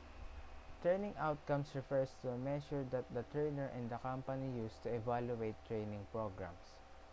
This is the result of training of employees. This is the result of the training of the employees. So next is training evaluation. It refers to the process of collecting the outcomes needed to determine whether the training is effective. Training evaluation is where the higher ups sees how well the employees performed in the training. Evaluation design. It refers to the collection of information, including what, when, how, and from whom, that will be used to determine the effectiveness of training program. So these are the reasons for evaluating training. First is companies invest millions in training programs to help gain an advantage. Second is companies invest in training because learning creates knowledge. Third and last is the influence of having a training has a great impact on having a positive human resource outcomes. Next is formative evaluation. Formative evaluation are evaluations for learning. They are often ungraded and informal. Their aim is to provide both the students and instructor with a gauge of further level of understanding is at the current moment, and enable the instructor to adjust accordingly to meet the emerging needs of the class. Formative evaluations are particularly important because they allow you to make changes that affect the current students, while the end of term forms only affect future classes. In addition, formative evaluation signals your class that you are indeed interested in what and how they are learning, and in their responses to your teaching. Next is summary evaluation. It refers to an evaluation conducted to determine the extent to which trainees have changed as a result of participating in the training program. That is, have trainees acquired knowledge, skills, attitudes, behavior, and or other outcomes identified in the training objectives. The main focus of summary evaluation is the change of employees because of the training. They must see if the employees improve their skills, knowledge, and attitude. So these are the importance of evaluating a training program. First is to identify programs' strengths and weaknesses. Second is to identify which trainees benefit most or least from the program. Third is to determine the financial benefits and cost of the program. And last is to compare the costs and benefits of different training programs to choose the best program. So thank you for listening. That's all for the technological support to summary evaluation. Hi, I hope you're not sleepy yet. By the way, I'm Villaspin, your last reporter for today, and our topic is entitled Overview of the Evaluation Process. Before I explain each aspect of training evaluation in detail, let me help you understand the evaluation process, which is summarized in the next slides. So, keep your seats up until the very end of my report. So as you can see, this is the summarized evaluation process. Let's start obviously with the conduction of a needs analysis. A training assessment is the first step to any successful training program and is also a critical aspect of succession planning. Conducting this analysis allows an organization to focus its efforts on areas of training that are necessary for employees to successfully carry out the organization's goals and motivate employees by contributing to their career development. Furthermore, the person conducting the training needs assessment must clearly understand the overall organization and department goals and priorities, so he or she can properly assess the training options and identify which training opportunities will contribute to most of the overall success of employees. But why is the organization conducting a training needs assessment? The purpose of a training needs assessment is to identify performance requirements and the knowledge, skills, and abilities needed by an agency's workforce to achieve the requirements. Developing measurable learning objectives and analyzing transfer or training. Performance measurement improves project management and effectiveness. By focusing on project outcomes, it can define success early. Executive projects more likely to generate a significant impact and more easily measure and demonstrate results. Develop outcome measures. Training outcomes. The measurable goals learners are expected to achieve at the end of a training program. Additionally, it determines the success or failure of the training strategy since the training will be evaluated based on whether or not the team have reached these outcomes. Once the outcomes have been identified, the next step is to determine an evaluation strategy. Choosing an evaluation strategy. As significant as strategy formulation, evaluation strategy throws light on the efficiency and effectiveness of the comprehensive plans in achieving the desired results, be it tests, data collection, financial reports, or journals. It's up to the team on what effective evaluation strategy they will use. The last step is planning and executing the evaluation. How do you plan an evaluation? First is you have to clarify what is to be evaluated. You also have to determine evaluation questions and etc. The results of the evaluation are used to modify, market, or gain additional support for the program. The results of the evaluation should also be used to encourage all stakeholders in the training process, including managers, employees, and trainers, to design or choose training that helps the company meet its business strategy and helps managers and employees meet their goals.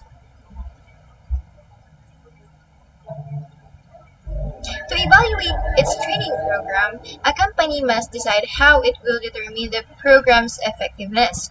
That is, it must identify what training outcomes or criteria it will measure. As you can see, we have 6 outcomes. I'll be telling you examples, measurement methods, and questions to be asked in each outcome or criterion. The first one is reaction outcomes, often referred to as a measure of creature comfort. This information is typically collected at the program's conclusion. You probably have been asked to complete class or prep evaluations, either at the end of a college course or a training program at work. Reactions are useful for identifying what trainees thought was successful or what inhibited learning. Example, comfortable training room and useful materials and program content. Measurement methods, surveys, or interview, and the question to be answered is, did they like it? Learning or cognitive outcomes. Cognitive outcomes measure what knowledge trainees learned in the program. Typically, pencil and paper tests or self-assessments are used to assess this type of outcome. But what do we mean by self-assessments? It refers to learners' estimates of how much they have learned from the training. This is because self-assessments are only moderately related to learning and influenced by how much learners like the course or were motivated to learn rather than what they actually learned. This is an example of a pencil and paper test used to measure trainees' knowledge of decision-making skills. This helps measure whether a trainee knows how to make a decision. Measurement methods, tests, and work samples, and the question to be answered is, what did they learn? Behavioral and skill-based outcomes. It includes learning of skills, the skill learning, and the use of skills on the job, skill transfer. The extent to which trainees have learned skills can be evaluated by observing their performance in work samples such as simulators. This is usually determined by observation. This is an example of a sample reading form. In this case, you have to consider your opportunities over the past 3 months to observe and interact with the principal you are reading. For example, to what extent in the past 3 months has the principal accurately reflected the point of view of others? Always, sometimes, or never. Effective outcomes. This can be measured using surveys, interviews, and focus groups, and the question to be asked is, did it change their attitudes? Results. These are used to determine the training program's payoff for the company.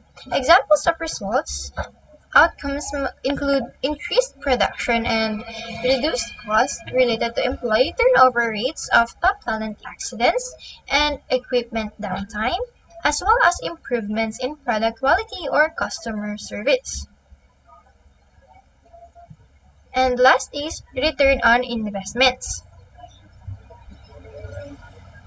Training costs can be direct and indirect. Direct costs include salaries and benefits for all employees involved in training, including trainees, instructors, consultants, and employees who design the program. Program material and supplies, equipment or classroom rentals or purchases, and travel costs. Next is indirect costs. These are not related directly to the design, development, or delivery of the training program. They include general office supplies, facilities, equipment, and related expenses like travel and expenses not directly billed to one program, training department management and staff salaries not related to any one program, and administrative and staff support salaries. So the next thing that we have to do is to determine whether outcomes are appropriate. Yes, we have four, and the first one is relevance. The learned capabilities required to succeed in the training program should be the same as those required to be successful on the job. The outcomes collected in training should be as similar as possible to what trainees learn in the program. That is, the outcomes need to be valid measures of learning. One way to ensure the relevancy of the outcomes is to choose outcomes based on the learning objectives of the program. There are two ways that training outcomes may lack relevance. The first one is criterion contamination. The failure to measure training outcomes that were emphasized in the training objectives. And the second one is criterion deficiency. This is the failure to measure training outcomes that were emphasized in the training objectives. Next is, we have here the reliability. It is the degree to which training outcomes can be measured consistently, be it over time, across readers, or across parallel measures. Predominantly, we are concerned with the consistency over time, such that a reliable test contains items that do not change in meaning or interpretation over time. Next is discrimination. It refers to the degree to which trainees' performance on an outcome measure actually reflects through differences in performance. That is, we want the test to discriminate on the basis of performance and not on other things. Last is practicality. One reason company give for not including learning, performance, and behavior outcomes in their evaluation of training programs is that collecting them is too burdensome. It takes too much time and energy, which detracts from the business. Evaluation practices. Cognitive level are the most frequently used outcomes in training evaluation, with results level evaluations conducted in only 7% of firms. Keep in mind that while most companies are conducting training evaluations, some surveys indicate that 20% of all companies are not. There are a number of reasons why companies don't evaluate training. Learning professional reports with access to results and tools needed to obtain them are the most significant barriers. Access to results is often determined by the extent to which managers and leaders understand the need for evaluation and support it.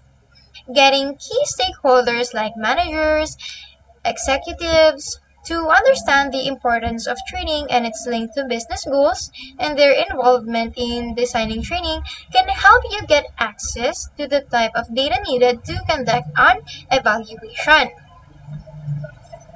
This is what I'm talking about a few minutes ago. Reaction and cognitive outcomes have the highest percentage, and the last in is return on investment. Consider the previous discussions of learning and transfer of training. Remember that for training to be successful, learning and transfer of training must occur. Objectives of training programs and their implication for choosing evaluation. outcomes.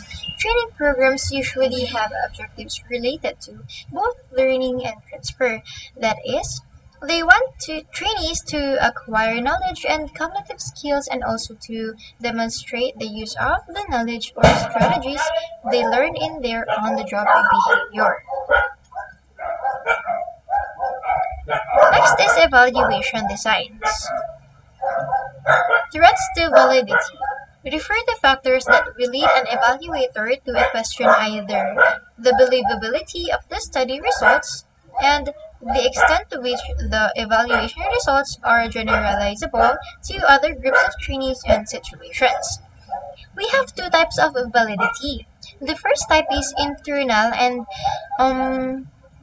the believability of the study. It is the extent to which we can isolate training as the cause of a change in performance. Threats to internal validity include characteristics of the company, like history, the outcome measures like instrumentation and testing, and the individuals involved in the evaluation like maturation, regression toward the mean mortality, and initial group difference. The second type is obviously external validity, the generalizability of the evaluation results to other groups and other situations.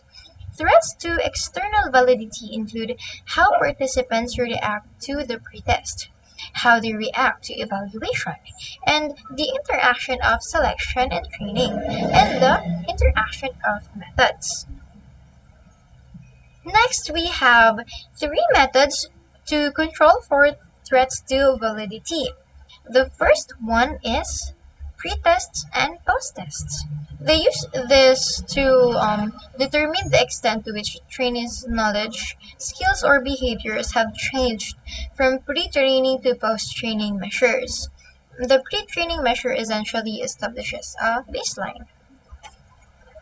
Next is the use of comparison groups. A group that participates in the evaluation study but does not receive the training to rule out factors other than training as the cause of changes in the trainees. The group that thus received the training is referred to as the training group or treatment group. Sometimes, employees in an evaluation will perform higher just because of the attention they are receiving. What do we call that? Does Hawthorne effect ring a bell? Yes, that behavior is Hawthorne effect. Hawthorne effect is the alteration of behavior by the subjects of a study due to their awareness of being observed. And the last is random assignment. It refers to assigning employees to the control and training groups on the basis of chance. Randomization helps to ensure that members of the control group and training group are of similar makeup prior to the training. It can be impractical and even impossible to employ in company settings. Now we move on to the five types of evaluation designs. They vary as to whether they include a pre-test and post-test, a control or comparison group, and randomization. The post-test only design involves collecting only post-training outcome measures. It would be strengthened by the use of a control group, which would help to rule out alternative explanations of changes in performance. The pre-test or post-test design involves collecting both pre-training and post-training outcome measures to determine whether a change has occurred, but without a control group, which helps to rule out alternative explanations for any change that does occur.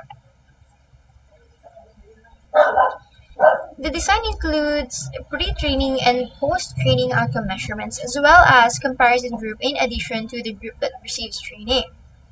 If the post-training improvement is greater for the group that receives training, as we would expect, this provides evidence that training was responsible for the change. This design involves collecting outcome measurements at periodic intervals, like pre- and post-training. A comparison group may also be used. Time series allow us for an analysis of outcomes like accident rates, productivity, and etc. over time to observe any changes that occur. The strength of this design can be improved by using a reversal, which refers to a time period in which participants no longer receive the training intervention. Last is the Solomon 4 group design. This combines the pre-test and post-test comparison group design and the post-test only control group design. It involves the use of four groups: a training group and comparison group for which outcomes are measured both pre and post-training, and a training group and comparison group for which outcomes are measured only after training. This design provides the most controls for internal and external validity, but is also the most difficult to employ. Cost-benefit analysis of training is the process of determining the net economic benefits of training using accounting methods. Training cost information is important for several reasons. Determining the return on investments. To understand total expenditures for training, including direct and indirect costs. Second, to compare the costs of alternative training programs. Third, to evaluate the proportion of money spent on training development, administration, and evaluation, as well as to compare monies spent on training for different groups of employees. And last, to compare the costs of alternative training programs. The resource requirements model compares equipment, facilities, personnel, and materials costs across different stages of the training process, like needs assessment, development, training design, implementation, and evaluation. As you can see, we have here the 7 categories of cost sources, starting from costs related to program development or purchase, and up to salary of trainer and support staff, along with the cost of either lost productivity or replacement workers while trainees are away from their jobs for the training. Determining benefits can be done via a number of methods, including these four. There are other methods of cost-benefit analysis. Utility analysis assesses the dollar value of training based on estimates of the difference in job performance between trained and untrained employees, the number of employees trained, and the length of time the program is expected to influence performance, and the variability in job performance in the untrained group of employees. This is a highly sophisticated formula that requires the use of pre-test and post-test with a comparison group. Other types of economic analysis evaluate training as it benefits the firm or government using direct or indirect costs. Incentive paid by the government for training, which increases received by trainees as a result of the training, tax rates, and discount rates. Training programs best suited for return on investment analysis have clearly identified outcomes, are not one-time events, are highly visible in the company, are strategically focused, and have effects that can be isolated. For training programs that focus on soft outcomes like attitudes or interpersonal skills, it may be more difficult to estimate the value. Now we move on to success cases and return on expectations. Success cases do not attempt to isolate the influence of training, but rather to provide evidence that it was useful.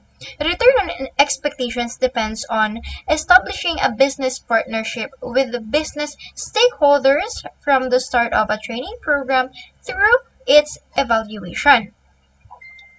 These metrics are valuable for benchmarking purposes, for understanding the current amount of training activity in a company, and for tracking historical trends in training activity.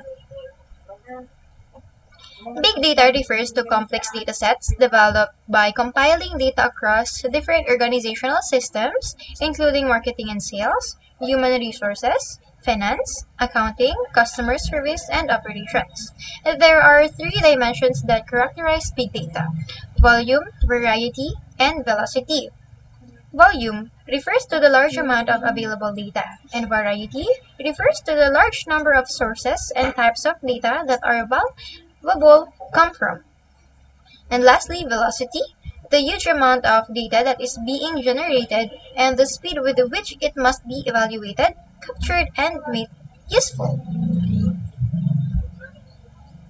The goal of big data is to make decisions about human capital based on data rather than intuition or conventional wisdom, which likely lead to incorrect conclusions and recommendations.